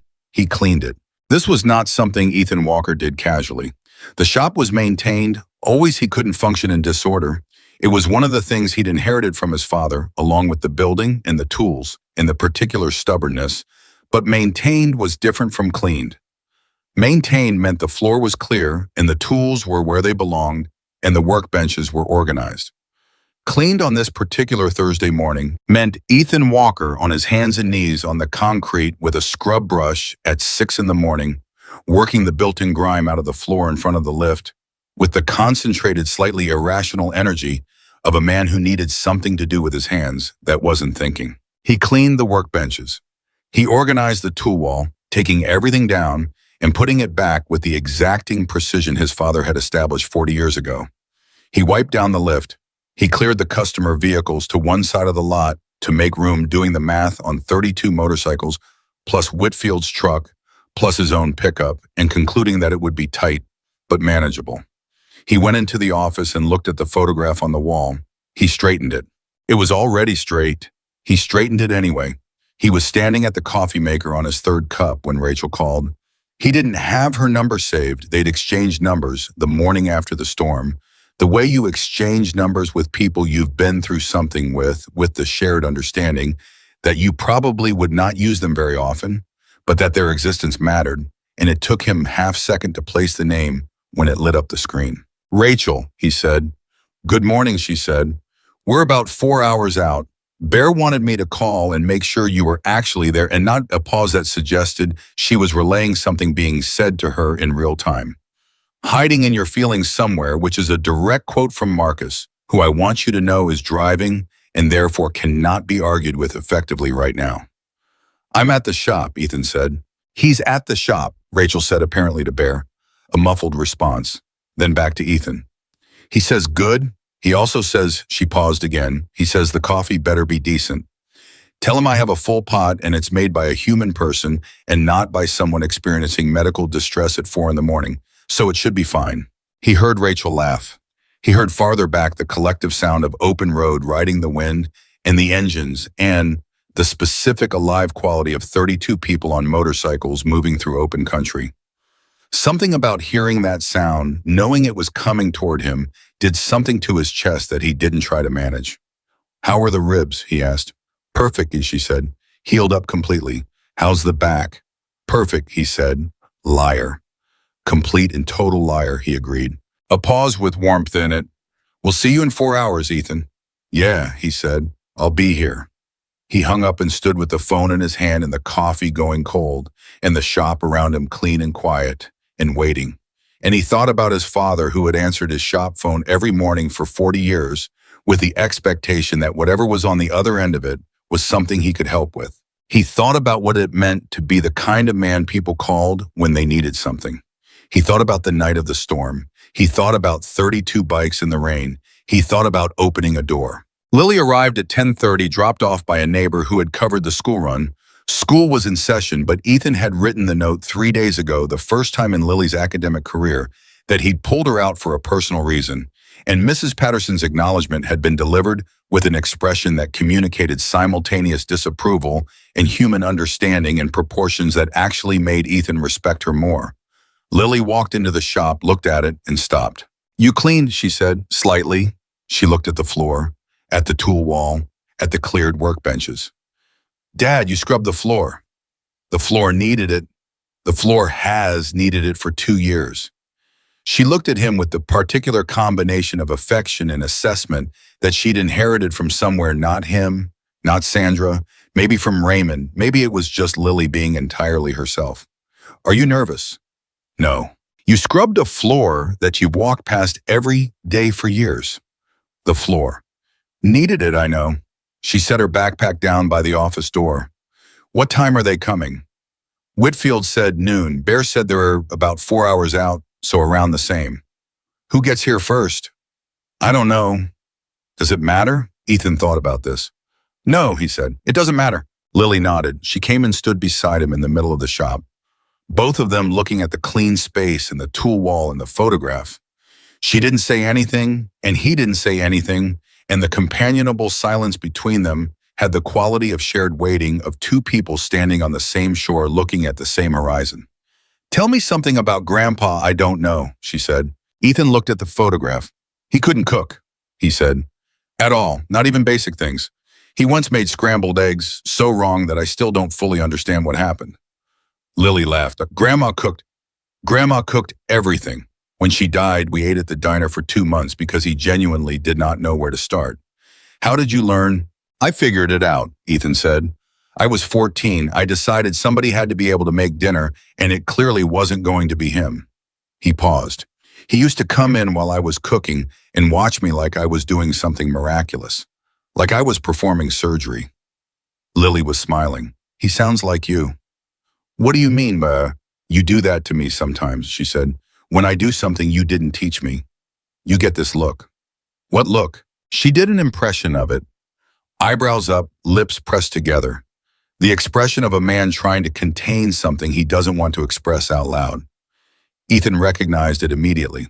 "I do not look like that," he said. "Dad, I'm just watching. You're doing the face."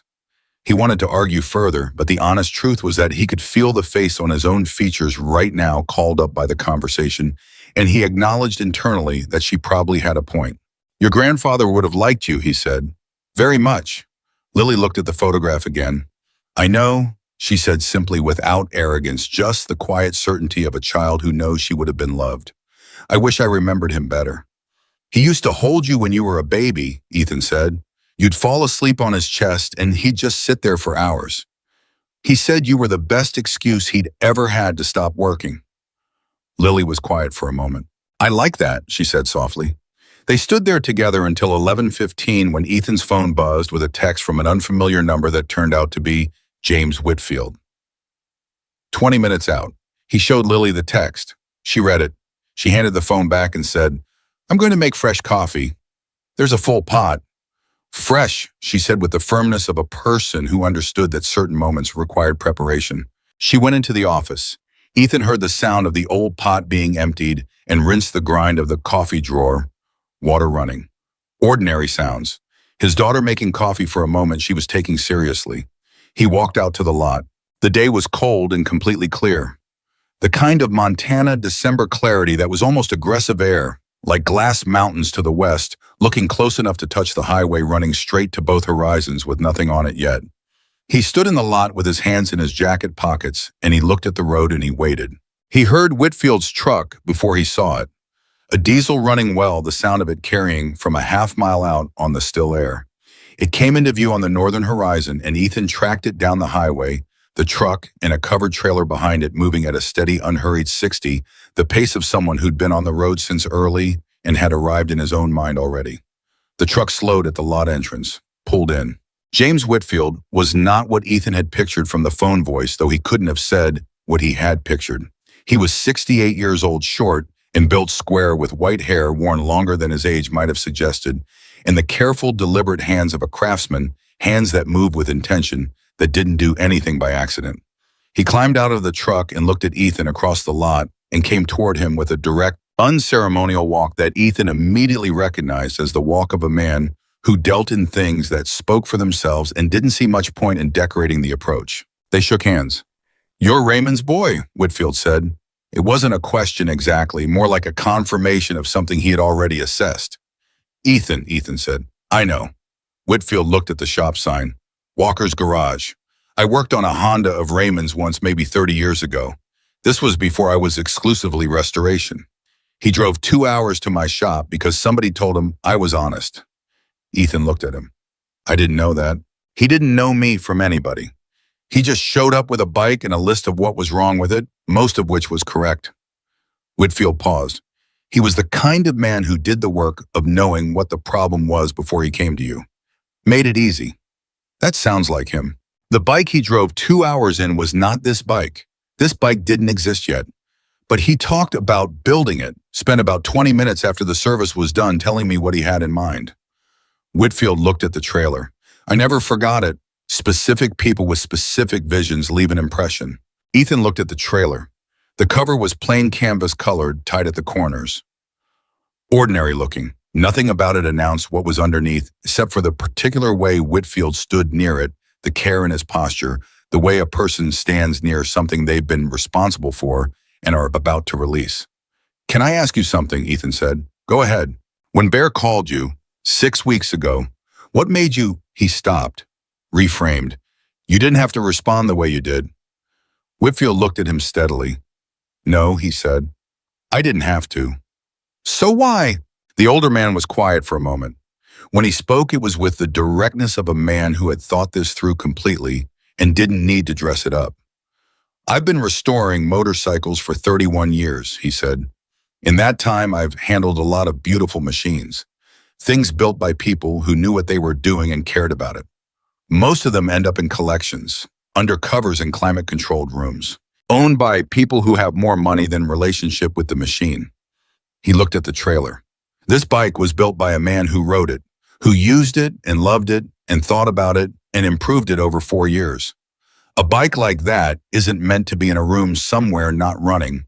It's meant to be with the people it belongs to." A pause. "That's not sentiment. That's just how things should be." Ethan looked at the trailer for a moment. "What was the modification you wanted to discuss?" he said. Whitfield reached into the truck and came out with a folder printed photos, some handwritten notes in a hand that had the same quality of his movement, careful and deliberate. He spread 2 photos on the hood of the truck. Both were detail shots of the exhaust system. The original custom pipe on the left side had a section that was compromised, Whitfield said. Rust had gotten into it probably 15 years ago, and at some point someone had done a repair that was functional but not right. Not in the spirit of how your father built the rest of it. He pointed to the second photo. "I replaced the section. Matched the original specs from what was there, used the same process your father used on the intact sections. You can't tell from looking at it. But I wanted you to know I touched it, and I wanted you to know why, and I wanted you to know that I tried to make it right rather than just make it work." Ethan looked at the photos. He looked at Whitfield. "You found his specs from what was left," he said. "A good craftsman can read what another craftsman intended," Whitfield said simply. Ethan folded the folder closed and handed it back. "It's right," he said. "Whatever you did is right. I trust it." Whitfield nodded. He put the folder back in the truck.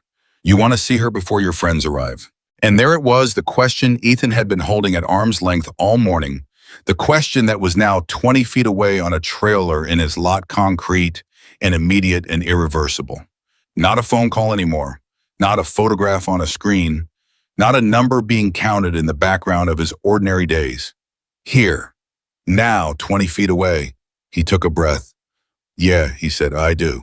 Whitfield untied the trailer cover at the corners with the practiced efficiency of someone who had done this particular task in exactly this way many times. He folded it back from the front first, then the hinges, and as the morning light found the bike by degrees, first the handlebars, then the tank, then the full length of the frame, Ethan forgot how to move. He stood at the edge of the trailer and looked at it. It was his father's motorcycle. He knew every line of it, not from photographs, from standing beside it, from handing his father tools, from watching Raymond Walker's hands move over this specific metal in this specific configuration on Saturday mornings and Sunday evenings for 4 years. He knew the angle of the front fork. He knew the shape of the tank. He knew the particular custom configuration of the exhaust that his father had spent 3 weekends getting exactly right. Adjusting and adjusting until it was not approximately right, but precisely right, because Raymond Walker had not built things to be approximately anything. He knew the scratches on the left side of the tank, small ones from a parking lot incident 20 years ago, that Raymond had considered repainting and then decided against because, in his words, the bike knew its own history and didn't need it erased. Those scratches were still there. Ethan reached out and put his hand on the tank. The metal was cold from the morning and from the road and from the trailer. He held his hand there. His father had touched this. His father's hands had been exactly here, had spent 4 years moving over this surface, had felt this tank warm under the sun on good riding days and cold like this on October mornings when you had to let it run for a while before you pushed it. His father's hands and his hands, the same metal across the distance of 6 years in 3 states and every mile that stood between that October morning and this December one. He heard Lily come out of the shop. He heard her stop. He didn't turn around. He stayed with his hand on the tank and his eyes on the bike and let himself have the moment, completely all of it, the weight and the warmth and the grief that was not pure grief anymore, but something more complex than that, grief and gratitude braided together so tightly he couldn't have separated them. Lily came and stood beside him. She didn't say anything. She put her hand on the tank next to his. They stood like that for a while, a man and his daughter beside his father's motorcycle, in the lot of his father's shop on a cold December morning. Then Ethan heard it. 32 engines. Not close yet. 2 minutes out, maybe 3.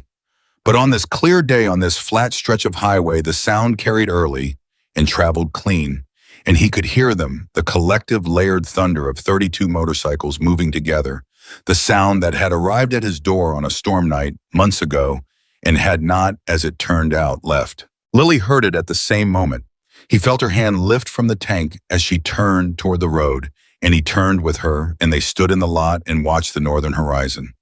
They appeared as specks first, then shapes, then the distinct individual forms of 32 riders coming down a Montana highway on a December morning with the absolute unhurried confidence of people who had somewhere to be and knew it and were moving toward it with everything they had. They pulled in, one by one, then in groups, filling the lot with the controlled thunder of engines, and then the clicking silence as they cut one after another, and the only sound left was the wind off the mountains and Lily's breathing beside him and the particular quality of stillness that follows a large noise when it stops suddenly. Bear came forward. He walked across the lot the same way he'd walked across the parking lot on the storm night, with the deliberate reading authority of a man who managed situations, except that something in his bearing today was different. Lighter. He was wearing the same leather, the same colors, but there was something in his face that hadn't been there that night, something that was allowed to be there now because whatever had needed doing was done. He stopped in front of Ethan. He looked at the bike on the trailer. He looked at Ethan. He didn't say anything for a moment, and Ethan understood that he was also doing the thing of letting the moment be fully itself before anyone put words on it. "There she is," Bear said finally. "There she is," Ethan said. Bear looked at him. "You okay? I'm getting there." Rachel came up on Bear's left. She looked at the bike and then at Ethan, and she smiled. Not a big smile, not a performance, just the genuine, uncomplicated smile of someone who is glad to be exactly where they are. "He looks good," she told Bear. "He looks like a man who scrubbed his floor this morning," Lily said from Ethan's right. Bear looked down at her. "Lily." He said her name like he'd been keeping track of her. "Bear," she said back in exactly the same tone. Rooster appeared through the group and stopped when he saw the bike doing a visible double take. Is that the one from the picture in the office?" "Yeah," Ethan said. Rooster stared at it. "Man," he said softly. Then he looked at Ethan with the open, uncomplicated sincerity that was apparently just how Rooster moved through the world. "We found it, though. We actually found it. You drove to Helena to look through paper files," Ethan said. Rooster waved this off. "It was fine. It was 200 miles. I like driving." He paused. Also, I got lost on the way back and ended up in a town that had a really good diner, so it worked out. Ethan shook his head and felt something he hadn't fully felt in a long time. Laughter that came from somewhere deep and uncomplicated, the kind of laugh that cleared things out. He introduced Whitfield to Bear, and the two men shook hands with the mutual recognition of craftsmen who understood what the other had done. Good work on the exhaust section, Bear said. You know bikes? Whitfield said, not surprised, just confirming. Since before you were restoring them, Bear said, and Whitfield smiled. Samuel came forward last. He walked across the lot at his own pace with his folding chair absent, but his particular stillness intact, and he stopped in front of Ethan and looked at him with those dark, unhurried eyes that had seen and held a great deal in 70 years. He looked at the bike. He looked at Ethan. I told you, he said. You told me it was a long shot, Ethan said. I told you we'd ask around. Samuel's eyes had something in them that was close to humor and deeper than it. We asked around. Samuel. Don't thank me, the old man said. Thank the fact that your father built something worth finding, and thank the fact that you're the kind of man people want to do right by. He looked at the photograph visible through the open shop bay, Raymond and Ethan both grinning. He'd be proud of that, the fact that you're that kind of man. Ethan looked at the photo. He looked at Samuel. He looked at the 32 people who had spent 4 months in however many miles and 200 miles of wrong turns in Montana for something they owed him nothing. He didn't trust himself to speak for a moment. He held on to it until he did. You want to hear it run, he said. The question moved through the group like a current. Whitfield stepped forward and said, She's ready. Started her up at the shop twice to confirm. She runs clean. Ethan looked at Bear. Bear looked at Samuel. Samuel looked at Lily. Lily said, Start the bike. Ethan Walker stepped up to his father's motorcycle. He stood there for a moment with both hands on the handlebars, and he felt the weight of the machine beneath him. Not heavy exactly, but substantial. Real, the particular physical reality of something you've only been able to touch in memory for a long time, suddenly having actual mass and temperature and presence.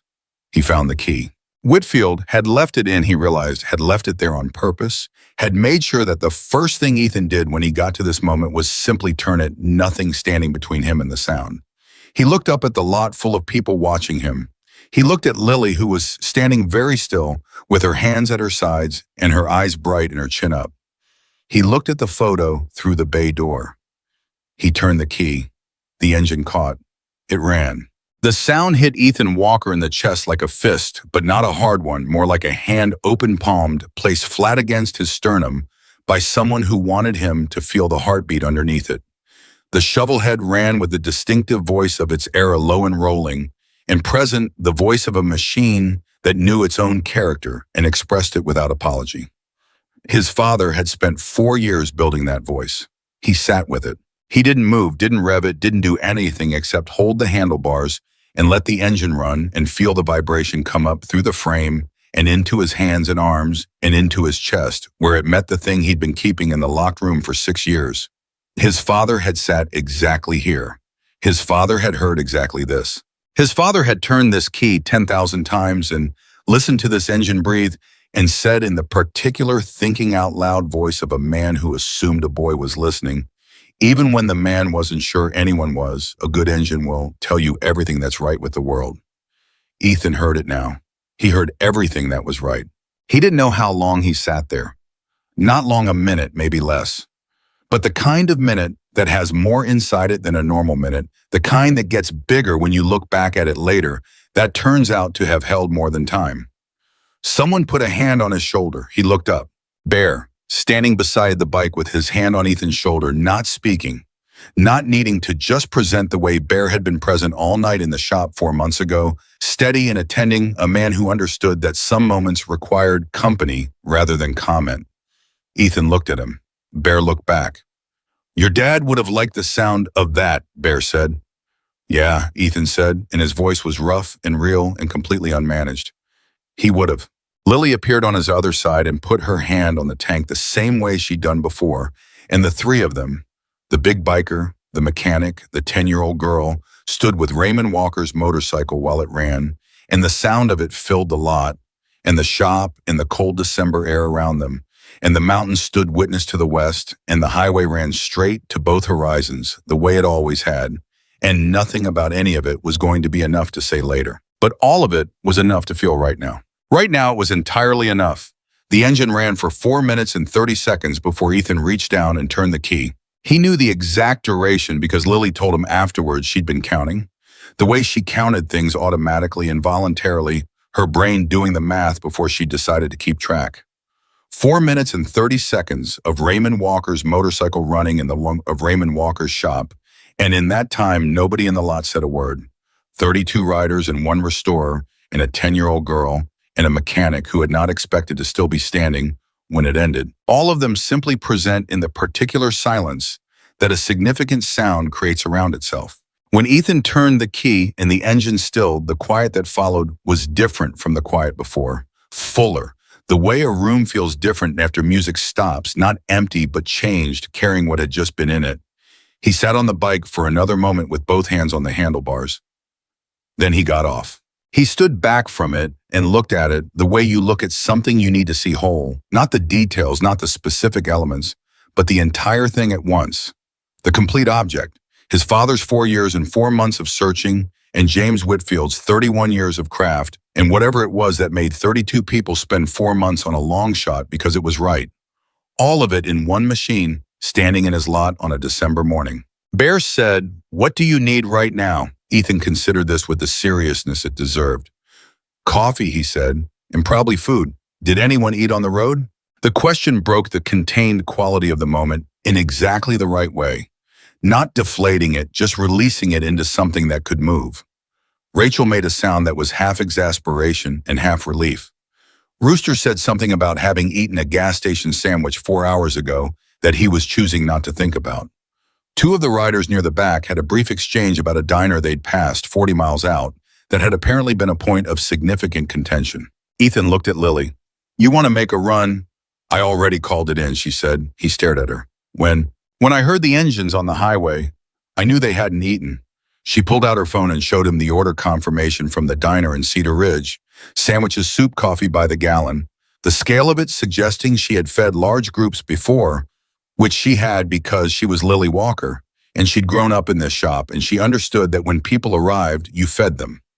Rachel looked at the order confirmation over Lily's shoulder. "She's 10, Rachel said to Ethan. "She's 10, Ethan confirmed. "She's terrifying," Rachel said with complete admiration. "Tell me about it," Ethan said. The next hour had a texture that Ethan would spend a long time trying to describe and eventually stop trying to describe because the description always came out smaller than the thing itself. The food arrived. Two of the younger riders had driven to the diner to collect it, returning with enough to fill the workbench along the south wall, which Ethan cleared for the purpose. The shop filled up the way it had on the storm night, with bodies and conversation and the smell of food mixing with the permanent smell of the place. Except that this time the bikes outside were running fine, and nobody was cold and nobody was in distress, and the mood was entirely different. Not the focused high-stakes solidarity of people getting through something difficult together, but the looser, warmer solidarity of people who had already been through something and were now on the other side of it. Whitfield sat at the workbench with a coffee and a sandwich, and Ethan sat beside him, and for a while they didn't talk about the bike. They talked about craft, about restoration versus preservation, and the philosophical argument between them. Whether returning a machine to its original condition was a form of respect or a form of erasure, whether the accumulated damage of use was part of what a machine was or just what had happened to it. Whitfield had opinions carefully reasoned and strongly held, and Ethan had counterpoints that came from a different tradition. The working mechanics tradition, where a machine's purpose was to function and its history was secondary to its operation. And the conversation between those two positions was genuinely interesting in the way that conversations between people who know a lot about the same thing from different angles always are. "Your father would have been on my side," Whitfield said. "My father would have been on whatever side kept the bike running," Ethan said. Whitfield smiled slowly. "That's also my side." Bear appeared at Ethan's shoulder. "Can I interrupt the philosophy seminar?" "You're already interrupting it," Ethan said. "Then I can continue." Bear pulled up a stool and sat down, which Ethan noticed Bear sat differently in this shop than he had on the storm night, with a different ease, the ease of somewhere familiar. "We want to talk to you about something." The group. We've been discussing it since we left Whitefish. Ethan set down his coffee. Okay. We ride through Cedar Ridge 3 times a year, Bear said. Spring run, summer run, fall charity ride. 3 times a year we're on this highway. I know, Ethan said. I've seen your colors through here. You've seen our colors. Bear looked at him steadily. You've seen them. You didn't see us stop. Ethan didn't say anything to that because there wasn't much to say. Before the storm night, before the 32 bikes in his lot, he'd registered the Hells Angels passing through Cedar Ridge the way you registered weather as a fact about the environment, not something that involved you directly. We want to stop now, Bear said. On every run, use your shop as a waypoint. Check the bikes, rest, have coffee. He paused. We pay for any service. Full rate. None of this is charity, it's business. But it's also, he stopped, looked for the right word. It's also us saying that this is a place we know and trust, and that means something. Ethan looked at him.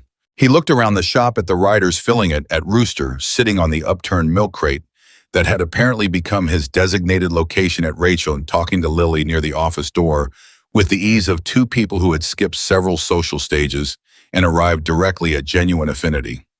At Samuel in his folding chair that someone had produced from somewhere and set up near the workbench because Samuel's folding chair was apparently a traveling institution. He looked at Whitfield, who was watching him with the neutral expression of a man who was not going to influence this one way or the other. 3 times a year, Ethan said. At minimum, Bear said. And you want full service rates. I'll fight you if you try to discount us. You'll lose. I'm 62 years old and I outweigh you by 60 pounds. I have tools, Ethan said. Bear smiled. The big surprised, genuine smile that Ethan had first seen in the storm night, and that looked exactly the same now as it had then. Deal, Bear said. He held out his hand. Ethan shook it.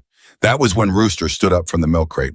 Ethan noticed it because Rooster standing up with purpose was slightly different from Rooster occupying space. There was something in the way he did it, a deliberateness that wasn't typical for him. He came across the shop and stopped in front of Ethan with an expression that was more serious than his usual register, which got Ethan's attention. There's something else, Rooster said. Bear looked at him with a slight narrowing of the eyes that Ethan read as a, you're getting ahead of yourself. Look, Rooster did not appear to register it.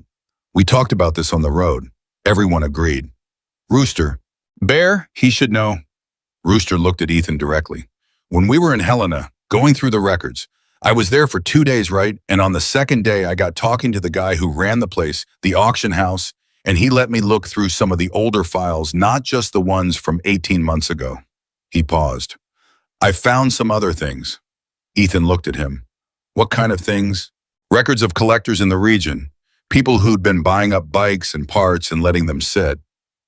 Rooster reached into his jacket and produced a folded piece of paper, the kind of thing a person carries around for a while before they know when to use it. There are 4 other bikes within 2 states that I can trace back to original owners who had to sell them when they didn't want to. 3 of them are in estates or collections. One's still with a dealer. The shop was quiet. Ethan looked at the paper. John West's paper. He looked at Rooster. You spent 2 days in Helena, he said.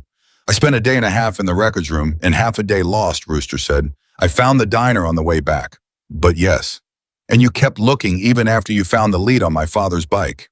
I thought. Rooster stopped, restarted. My granddad had a bike he had to sell when I was 7.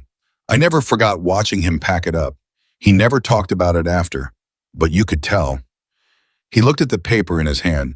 If there were other people out there carrying something like that, I thought. He stopped again. I don't know. It seemed like a thing worth knowing. Bear was looking at Rooster with an expression that was making very clear efforts to remain neutral. Rachel from across the shop was not making those efforts. Ethan took the paper from Rooster's hand. He looked at it. 4 names, 4 bikes, locations, years, partial histories.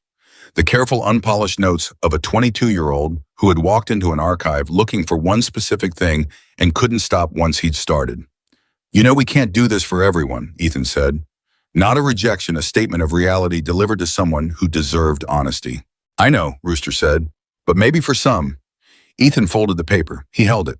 He thought about his father's voice saying a man's worth isn't measured by what he earns. His father hadn't said that directly to him in those exact words. He had overheard it at 7 or 8 years old. Raymond saying it to a customer who was apologizing for not being able to pay in full, saying it with the matter-of-fact authority of a man who had decided this about the world early and built his life on it and never found a reason to revise the conclusion. He put the paper in his shirt pocket. "One at a time," he said. Rooster nodded. He sat back down on the milk crate. Bear looked at Ethan for a long moment. "That kid drives me crazy," Bear said quietly. "He drove to Helena and then spent an extra day in an archive," Ethan said. "He's the best person in this room." "Don't tell him that. His head's already a structural concern." Ethan smiled. The afternoon moved forward in the way of good afternoons, without urgency, without agenda, following its own current. More coffee, stories, the particular easy conversation that happens between people who have been through something together and are now on a long, warm side of it. Bear told a story about a breakdown in New Mexico in 1998 that involved a rental car, a sheep, and a misunderstanding with local law enforcement that bore examination from every angle, each examination finding new dimensions. Rachel told a story about a hospital shift that she would not be legally specific about, but that had shaped her views on hospital administration in ways she described as permanent and non-negotiable. Samuel said almost nothing, which was how Samuel contributed by being there, which had always been enough. Lily sat with the older riders and listened to all of it with the unguarded attention of a kid who understood that the people in front of her had lived long enough to have stories worth hearing, and who never once gave anyone the impression that they should be editing for her age. She asked questions, good ones, the kind that cut straight to the part that mattered. When Bear got to the punchline of the New Mexico story, she asked with complete seriousness, "But why did you have the sheep in the car in the first place?" There was a pause. Bear looked at her. "That's a fair question," he said.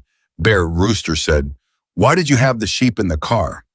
"The sheep was incidental," Bear said firmly.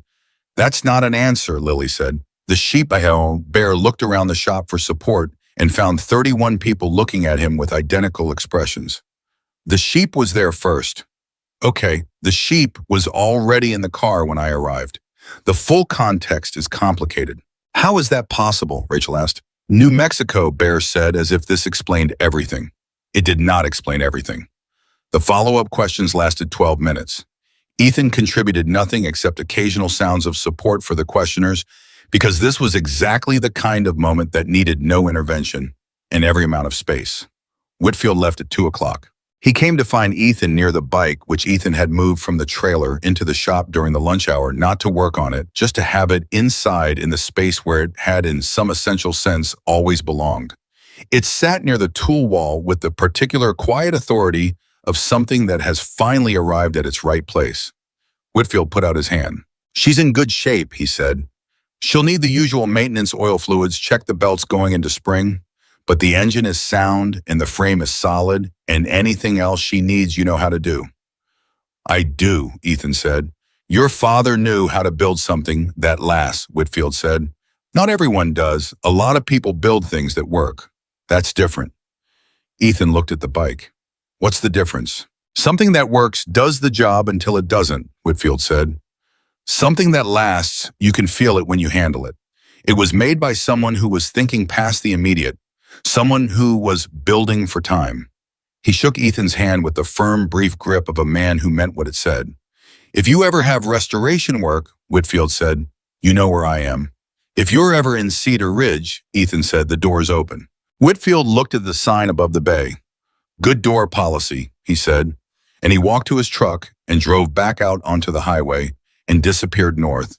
And Ethan watched him go and felt the word "last" sitting in his chest, making something clear. The riders began their own preparations to leave around 3:30. It happened the way departures happen in large groups. Not all at once, not announced but gradually, and then with gathering momentum. Gear being checked, jackets zipped, the murmur of people confirming routes, and timing the mechanical sounds of bikes being walked out of the lot to the correct positions. The shop, which had been dense and warm and full for hours, began to breathe differently as people moved through the bay door into the cold of the afternoon. Ethan stood at the door and found himself having the series of brief, real exchanges that happen at the end of shared time, not goodbyes exactly, because the thing between these people and this place was no longer the kind of thing that ended, but acknowledgments. The particular human need to say with words what the time together had already said with everything else. Rooster stopped in front of him with his helmet under his arm and a look that was working hard at being casual. "So I'll keep looking," Rooster said. "The 4 names. I'll do more research, fill in the gaps. I've got a contact at the Helena auction house now who said he'd help." "You've got a contact," Ethan said. "Randy. He's 70 years old and he's been in that records room for 30 years, and nobody ever asked him interesting questions before." Rooster shrugged. He was enthusiastic. "Don't promise anyone anything you can't deliver," Ethan said. "I know. And document everything. If you're tracing provenance, the paper trail matters." "Randy's teaching me." "Of course he is."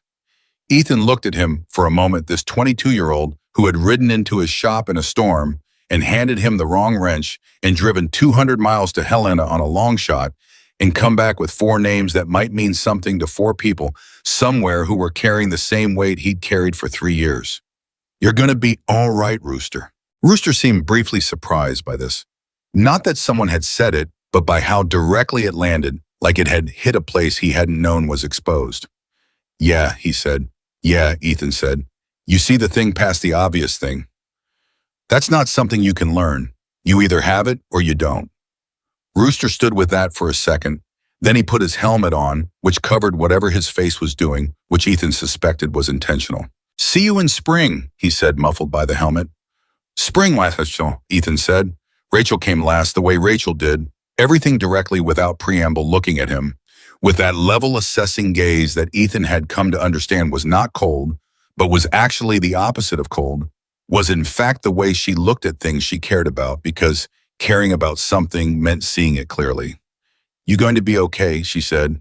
"Better than okay," he said, and meant it. She looked at the bike through the bay door. "It looks right in there," she said. "In the shop, like it belongs there." "It does belong there." "Are you going to ride it?" He looked at the bike. He hadn't answered this question internally yet, hadn't let himself get to it.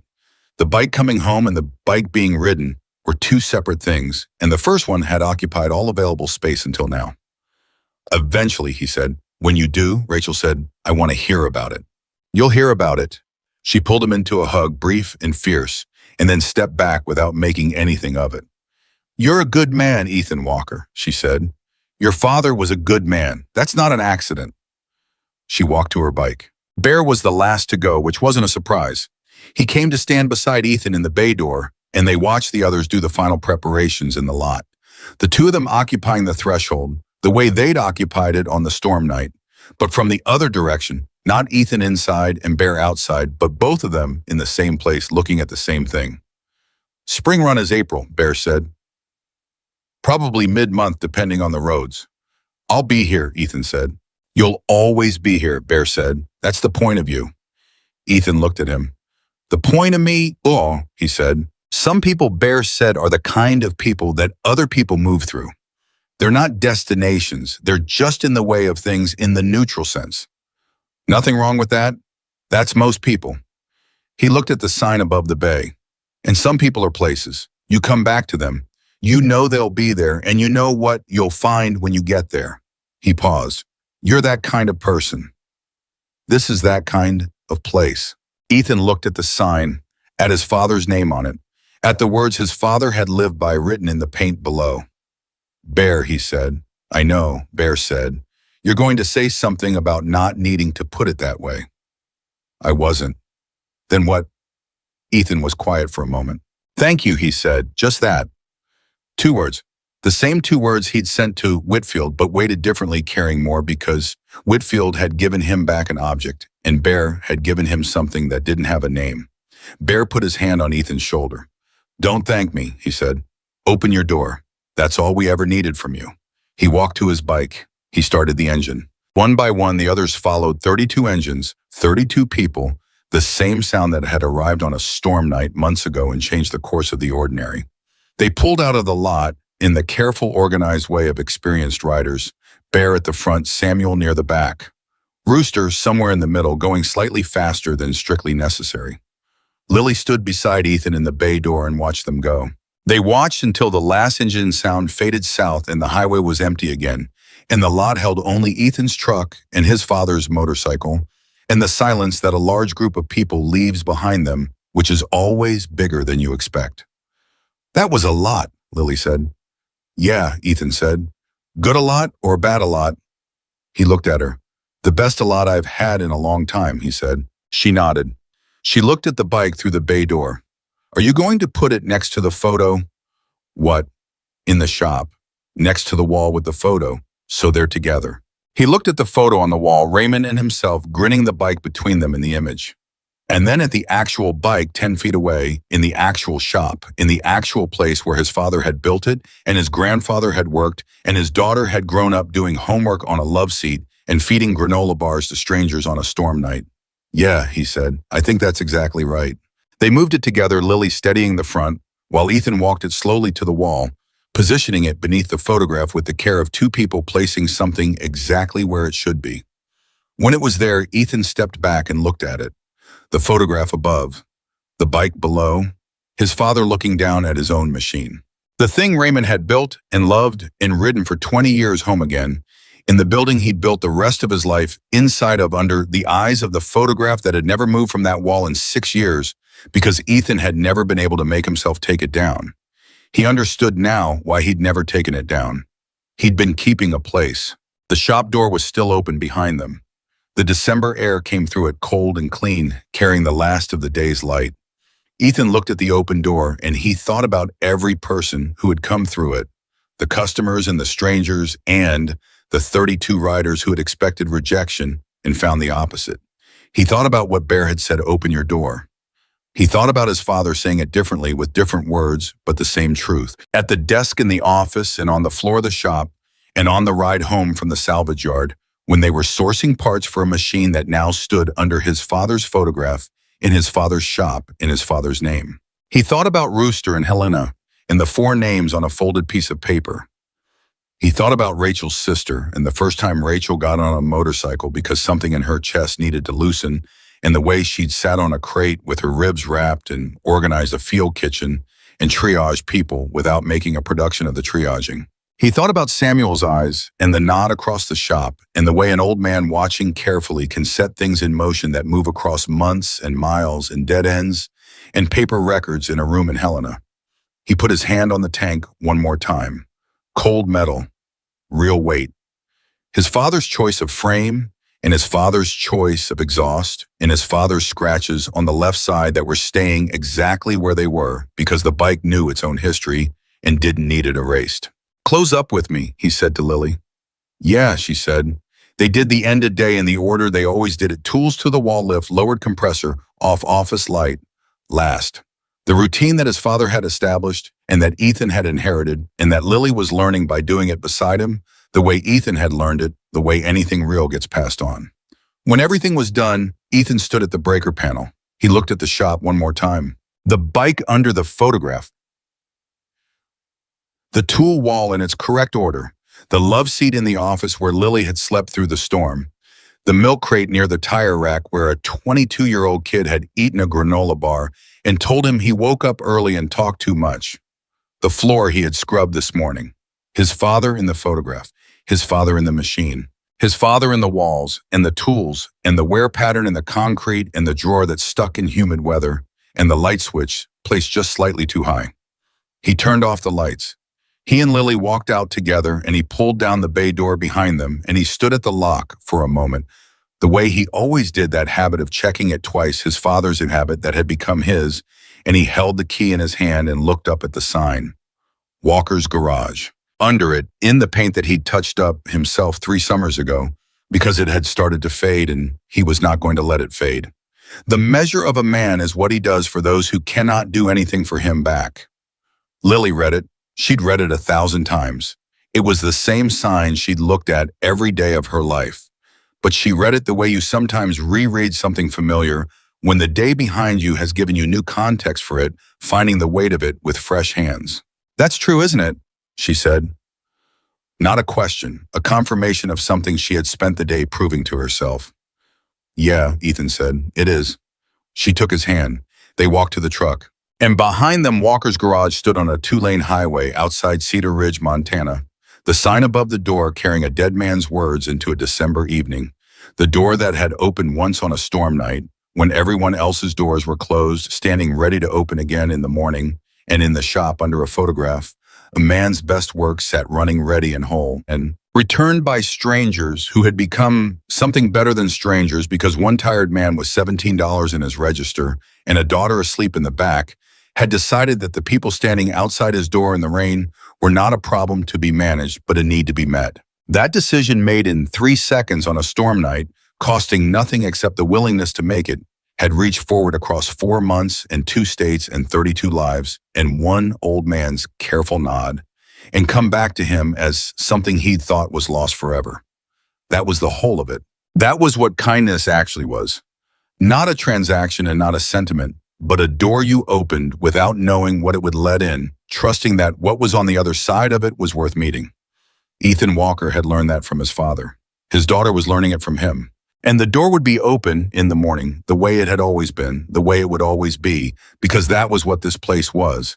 And that was what these people were. And some things were once decided, stay decided. Solid as a good frame, lasting as something built by someone who was thinking past the immediate.